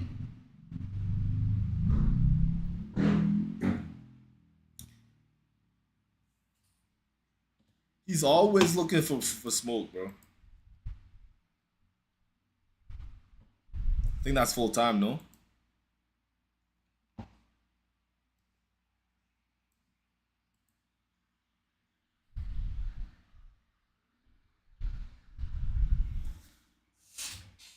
We've done it. We've done it, bro. Round of 16. Here we come.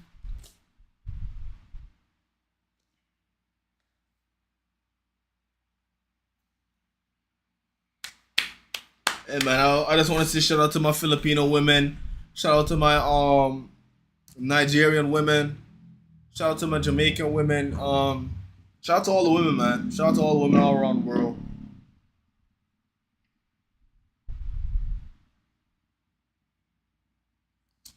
Oh man. Round of 16, man. Morocco or Netherlands? Yeah, this is where the party ends though. Morocco or Netherlands is who they got to go against? Yeah. This is where the party ends. I'm gonna enjoy this round of 16. We all know the Netherlands. I think the Netherlands gonna end up beating Morocco and yeah. Yeah.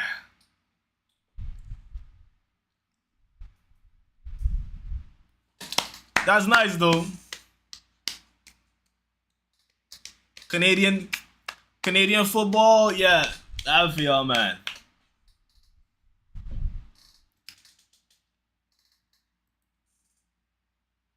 You don't want to see Morocco, bro. I grew up under I grew up around like Dutch football a lot, so I have a lot of love for Dutch football. But I don't hate Africa. Don't think for 1 second I hate Africa. I want to see the I don't mind the African teams going as far as possible, right? Don't think I'm some jigaboo, niggaboo. You know what I'm saying? Don't think that, man. What African teams we have? I want to see Senegal. I want to see Senegal make it to the semifinals. Senegal semifinals, or this is quarterfinals. This is quarterfinals. Senegal quarterfinals versus España. Yes. What other African teams we have? Ghana or Egypt? Quarterfinals, let's have it. Ivory Coast probably gonna get knocked out by Brazil. I'm gonna be honest. And I want to see Congo knock out England. Let's go, Congo! Let's go! I'm here for Congo knocking out England. I don't even care if my father's from England. I don't care. Oh, brother. Bro, the Canadian niggas doing the corny group talks after the game, bro. Come on, chill out, bro. This ain't no movie, gang. Nigga think he's in a movie, bro. Chill out, bro. Come on, like I fuck with it, but like, come on, it's around 16, my nigga. Come on, bro. Chill out, bro. Chill out, man. But yo, I'm about to hop off.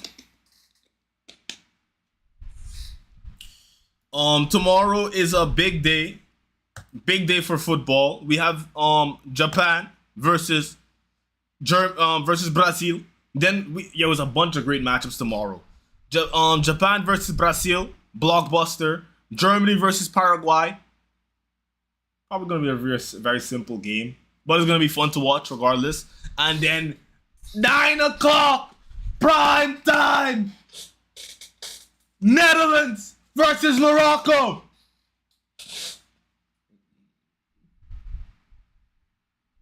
This matchup scares me. I don't necessarily like Morocco, the Morocco national team, for what happened at AFCON. I don't like how they handled the AFCON and the hosting and what they were doing in the finals. The referee calls looked a little bit corrupt. That's why I have like a sour taste in my mouth whenever I think about Morocco. But listen. It's a World Cup. People have time to change. And watch this video, please. When you have a chance. Look, bro. Join the X community. Is it X? Is exclamation mark X? It's not exclamation mark X.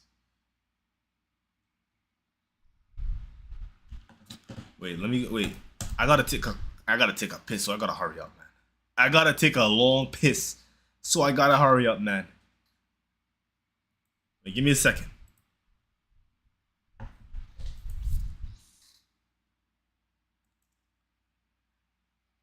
Okay, XCOM. Copy link.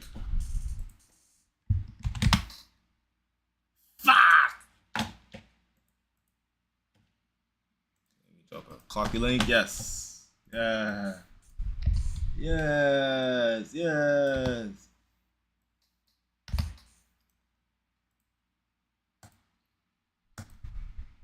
Join that calm right there, my brother. We have a lot of big things to do in the future.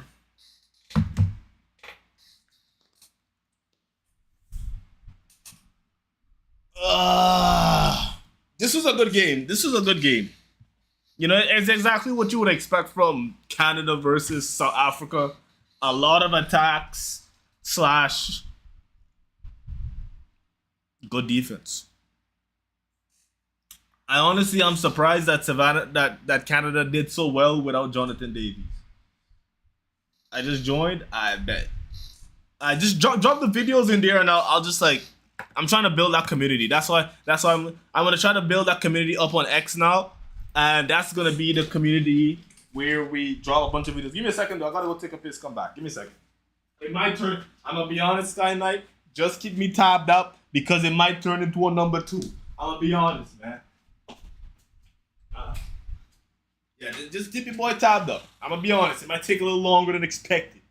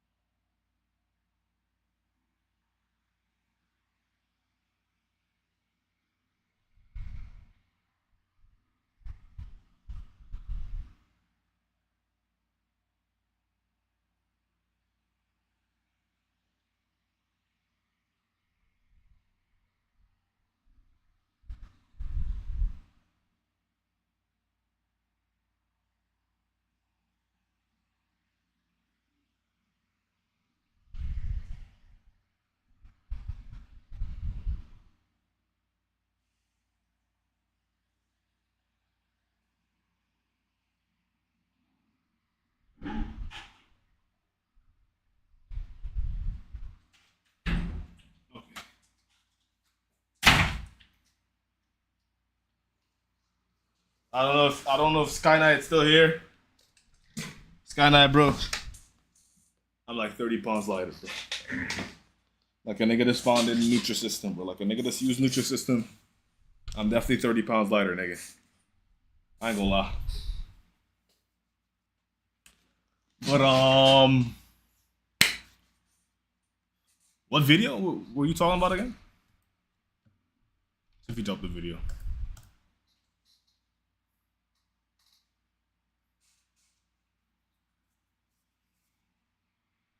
You can drop the video.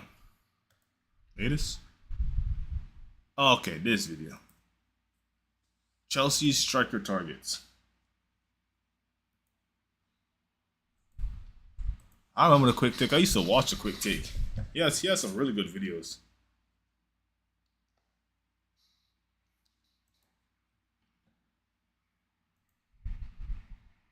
TQT.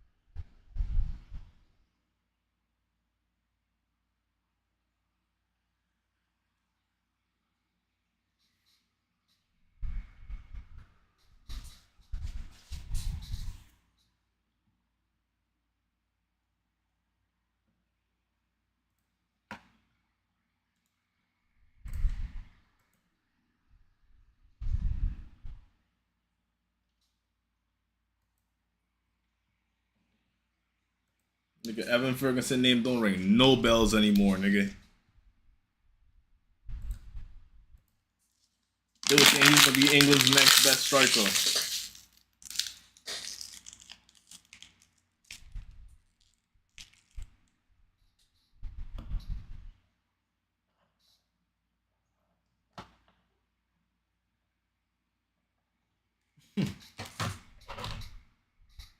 Oh my god, bro. Shit, shit, and shitter. Jesus Christ. Oh my god. Thank God we never got none of these niggas.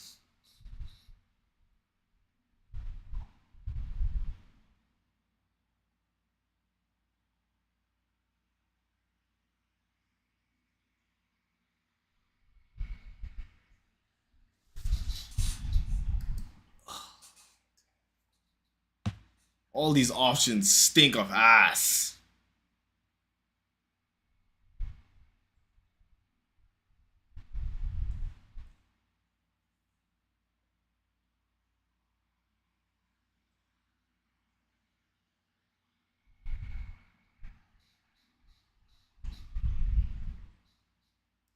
You think he's still a big fan of the lap now?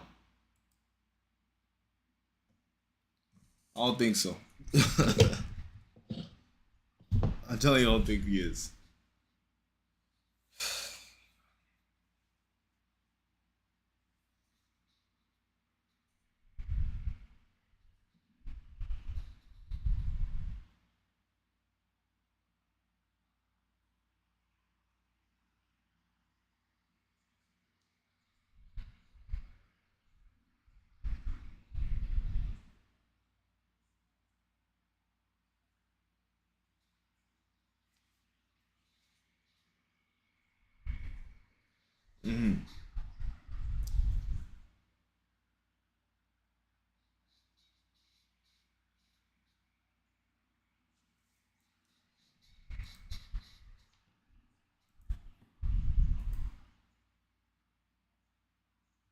What?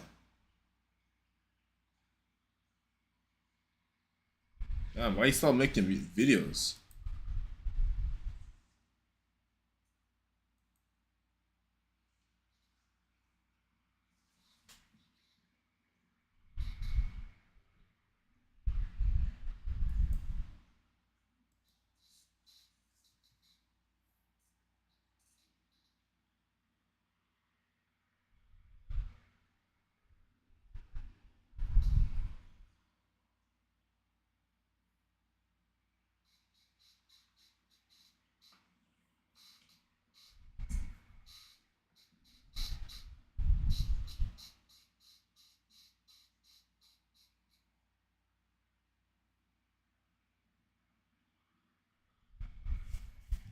Oh shit.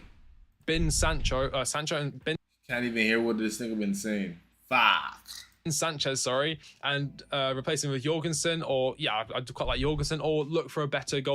You know what? Hello everybody, welcome back to the quick take, welcome back to the channel. In today's video, I'll be going into the news regarding Chelsea as we come up to the end of the January transfer window. Yes, we have some rumours regarding outgoings, including Ben Chilwell. We also have some news regarding strikers. Yes, that is correct. Chelsea looking at strikers. 4 names in particular, and I'll be going into that later on in the video. We also have some news regarding Matthias Tell, of course, a player I've talked quite a lot about on the channel, and also Garnacho, so stay tuned. Oh, and also a bit of discussion regarding the game against West Ham and just how important it is for the rest of the season and how that could really make or break our season. I'll be getting into all of that later on. Starting off with the news regarding the strikers. This coming in from Matt Law. Chelsea have a list of strikers they're making checks on, including Ferguson from Brighton, of course, Gyökeres, Šeško, and Delap. If you want to go see a breakdown on Delap, go check out the channel. Also, I've got breakdowns for Gyökeres, Šeško, and I don't know if I've gone for Ferguson. Maybe I have. I can't remember if I did it a while ago, but I might do one on Ferguson because it looks like a name that's been linked to Chelsea quite heavily. Of course, we do like Brighton players. Paul and Stanley being Brighton, it seems like signing Brighton players seems to be what the only thing he's good for. But it does look like Chelsea will be looking for a striker. Of course, Nicholas Jackson, maybe not reaching the height, or maybe not reaching the heights, should I say, that were expected of him or are required of him at Chelsea. Kind of the chances of him have been drying up, but the chances he does get, he's putting them far and wide. Chelsea haven't ruled out buying Evan Ferguson on a permanent deal. Now, the 4 names mentioned: Evan Ferguson, Victor Gyökeres, Benjamin Šeško, and Liam Delap. Out of the 4, I would go, it's going to be tough to rank them. I would probably say Evan Ferguson 4th, Delap 3rd, Šeško 2nd, and Victor Gyökeres 1st in terms of who I would prioritise and bring into Chelsea. I think Gyökeres is the best on the list. Šeško, you know my thoughts on Šeško. If you're a fan of the channel, if you've watched my videos before, you know I have a fairly open, not bias, but I have a... Bro, this striker list, garbage, bro. I'm glad we didn't get anyone off this striker list. I'm glad we went for João Pedro. Facts. fairly open admiration for Šeško as a player, and I think he'd do fantastic for Chelsea. So I think Šeško is number 2 there. And then out of Ferguson and Delap, it's kind of a toss-up at the moment. I think Delap seems really suited for the Premier League. I think he's a lot more like an Erling Haaland type of player where he can like bulldoze players. I do think Evan Ferguson has shown like flashes of brilliance. I think he was really good for Brighton, but I just think in terms of consistency, maybe Delap would be the better option going forward. I also know that Enzo Maresca himself is a big fan of Delap, having, I think, worked with them during their time together at Man City, of course. Enzo Maresca was the former, I think he was the coach for the academy and then assistant coach for Man City. Of course, Delap came through the Man City academy, so of course he would have worked with him and knows his strengths, knows his weaknesses, knows how to get the best out of him. But let me know your thoughts in the comment section down below. Who would you pick out of those 4 names? Evan Ferguson of Brighton, Victor Gyökeres of Sporting, Šeško of RB Leipzig, and Liam Delap of Ipswich. Let me know your thoughts on those names there. We also have some news regarding Matthias Tell. Now, this has been quite a crazy story. Of course, Chelsea were heavily linked to him, then it was Arsenal, then it's United, and then Spurs out of nowhere agreed a deal for 60 million, I think. Daniel Levy flew over to Germany. It was all going perfectly well for Spurs, and then all of a sudden the deal collapses. Matthias Tell says, you know what, no, keep me away from that stinky club. And now he's in fact considering staying at Bayern or joining either Arsenal or Manchester United. But an update regarding Chelsea and Tell is this. Chelsea are no longer in the race for Tell. Options are United, Arsenal, or staying at Bayern Munich. That is coming in from Fabrice Hawkins. So it does look like Chelsea are out the race for Matthias Tell as well today. Now, as far as I'm concerned, the January transfer window in fact ends on the 3rd, on the day. In fact, we play West Ham. I'll get into the West Ham game in just a minute. Just going to finish off the news here. Alejandro Garnacho update coming in just now from Fabrizio Romano. There's now a chance that Alejandro Garnacho stays at Manchester United. Let's see what Chelsea do also in the transfer market. Very interesting. Again, Garnacho, would I bring red? I like him at Chelsea. Not particularly. In fact, I think he'd bring us down. What do we need? We do not need more young wingers. We need, in fact, proven strikers. We need a better defensive core. We've seen links of the likes, I think Disasi. I think Spurs are trying to hijack Disasi if their move for Tomori falls through. I think we need better defenders. I think we need a brand new goalkeeper. If not, just Sancho and Ben Sanchez, sorry, and replace him with Jorgensen, or yeah, I'd quite like Jorgensen, or look for a better goalkeeper in the market. You know, a Gregor Kobel type goalkeeper. Those are the kind of names I think Chelsea should be having in net. Not Robert Sanchez, not that guy. Please, anything but him. Let me go into the news regarding Šeško again. We have a bit of a further update regarding Šeško. Benjamin Šeško is appreciated by Chelsea. However, it's one for the summer, not January, and he's also an Arsenal target. So Chelsea have been after Šeško for quite a while now. We've been keeping tabs on him for years. I've done videos on him left, right, and centre, and I do think he'd be a fantastic player for Chelsea and for Leipzig. I think he's ready to make his big move. I think a lot of great players come through RB Leipzig. We've seen the likes of We've seen the likes of obviously Xavi Simons coming through. There's the defenders like Dayot Upamecano, who plays for Bayern Munich, and a lot of young, exciting players come through the Red Bull model. Sorry, I think Erling Haaland was at RB. No, was it RB? No, he wasn't. No, who was that? No, Erling Haaland was not at RB Salzburg. He was not at Salzburg. Was he? He was. Even players like Erling Haaland came through that model. He was at RB Salzburg before he joined Dortmund and then Man City. But it just goes to show that they have a really strong network of scouts working for them, and I think Benjamin Šeško is one of the next big things in football. I think he could be the next Zlatan Ibrahimovic. Maybe that's a controversial take. Maybe that's a bit too far. Maybe I've been smoking too much of the good kush, but Benjamin Šeško, I think he's very high on my list for Chelsea players looking for the future in the summer. Hopefully, fingers crossed. And then coming into the final bit of the day, of course, the West Ham preview. Now, this will be Chelsea's first game against Graham Potter as the new West Ham manager. He looks like he's got a fire under his belly. I've seen one interview where he clapped back at an interviewer, and let's just say Graham Potter looks like he has something to prove. It looks like he's come back with a vengeance, and I think he will want to make a mark against Chelsea. I think at Chelsea he was humiliated and he was made to look like an utter clown, which in some regards I think he is, in terms of his coaching abilities and in terms of his ability to rate himself. I think he overestimated his abilities at Chelsea, and also the rest of the club overestimated his abilities, but we'll get into that another day. But yeah, Graham Potter returning to Chelsea again, this time as the West Ham manager, as Chelsea clash against West Ham in one of the most important games of the season. Chelsea have been absolutely abysmal recently, coming off a horrific 3-1 loss to Man City after going 1-0 up, basically being given the goal as well. So it wasn't like we outworked Man City for the goal. It was their brand new defender, who, I'm just going to say it how it was, hit the bed when the ball was passed to him, and then we got the ball and it was 1-0. After that point, there was no real threat from Chelsea. There was a few chances where Jackson had a really good chance, but because he's so one-footed, he wasn't able to hit his left foot, and then that gave time for defenders to get back on the ball. He then cut it back to Sancho, and Sancho couldn't score, even though any other striker other than Jackson or any other striker who knows how to use that other foot, something crazy in football, would have just tapped it in the back of the net, but not Jackson. Moving on to the rest of the West Ham preview. Again, going to be a hard game. A lot of players, I think Bowen's even back from injury, are coming back for West Ham. So West Ham are going to be strong. They're going to be a fit team with players who they've been missing out on, coming back into the side, ready to gel again for Graham Potter's men, whereas Chelsea are missing out a few players through injury. So Chelsea are going to be a slightly weakened side, coming off quite a bad bit of form. And I think this could be a really dangerous game for Chelsea season, because if we lose against Graham Potter's West Ham side after the January that we've had, after doing barely any business, we've barely managed to get Ben Chilwell gone. I think there's a rumor he wants to go to, I think Crystal Palace want him on loan. Hopefully they're covering his wages, because my God, I think he's on 200k a week. So we've barely done any business. We've managed to shift Cesar Catterday to Torino, I think, for 15 million euros. Big whoop there. That's not a new striker. How's that going to help us get top 4? So fantastic news from Chelsea there. I think we've been so underproductive this transfer window that's really going to harm our chances of getting top 4. I think some people may say we don't overcrowd the side. I think you want to look at the likes of Manchester City. They were having a really poor season, and you know what they've done? They've backed the manager heavily in January to try and get the season back on track. Whether it will work, who knows? But I'm just saying, there are clubs out there who have won league titles over and over and over again, and even won Champions Leagues more recently than we have, and made it to Champions League finals, albeit lost against us, but made it to Champions League finals consistently, or somewhat consistently, and they have decided to invest heavily in January because that is how they see the best option going forward in terms of saving their season. Whereas Chelsea, Paul and Stanley launched it, they've been dilly-dallying around like nobody's business. Now, in the last video, I quite enjoyed doing that, and some of you had some backlash regarding my opinions in terms of, is the season over? We were title challengers. Listen, I never thought Chelsea were serious title challengers. I think we had a fire under our bellies, and I think Enzo Maresca had a lot of great ideas. However, sometimes you can have just a few great ideas, and sometimes those ideas can be figured out as to what has happened to Pep Guardiola's Man City after years and years and years and years and years of dominating the Premier League. I think something like that has happened to Chelsea and Enzo Maresca, where Maresca's attacking fluidity and Enzo Maresca's attacking patterns in terms of how he gets the team to play and the strengths that Chelsea funnel their attacks through, like Cole Palmer. I think teams have learned how to nullify that, and I think that is why Chelsea has struggled so much, and Enzo Maresca has struggled to adapt to that. Now, we've seen Enzo Maresca his time at Leicester City. He was managing probably the strongest side in that league, but if I remember correctly, they were leading by quite a bit that season at the top of the table, and then as the season progressed, it looked more and more likely that something mental would happen, and then they would lose the crown at the top of the league because they just kept dropping points, and they kept dropping points. So although they had a very heavy lead around about Christmas time, by the end of the season, it wasn't that big at all. Ipswich were right on their tails. So Chelsea really need to be careful, and I think Enzo Maresca really needs to be careful and show that, he isn't a manager that's going to get figured out once, and then that's him. That's his effectivity gone as a manager, and in terms of being able to provide something that teams don't or can't really defend against. I think this has to be his audition tape almost in terms of being the long-term Chelsea manager. Can he pull a very difficult win out of the Rabbit's hat? Now, you may say, why is this difficult? I think there's a lot more riding on this game than a lot of people think. West Ham, again, London team, and again, managed by Graham Potter. So Chelsea... Well, I'm going to be honest, man.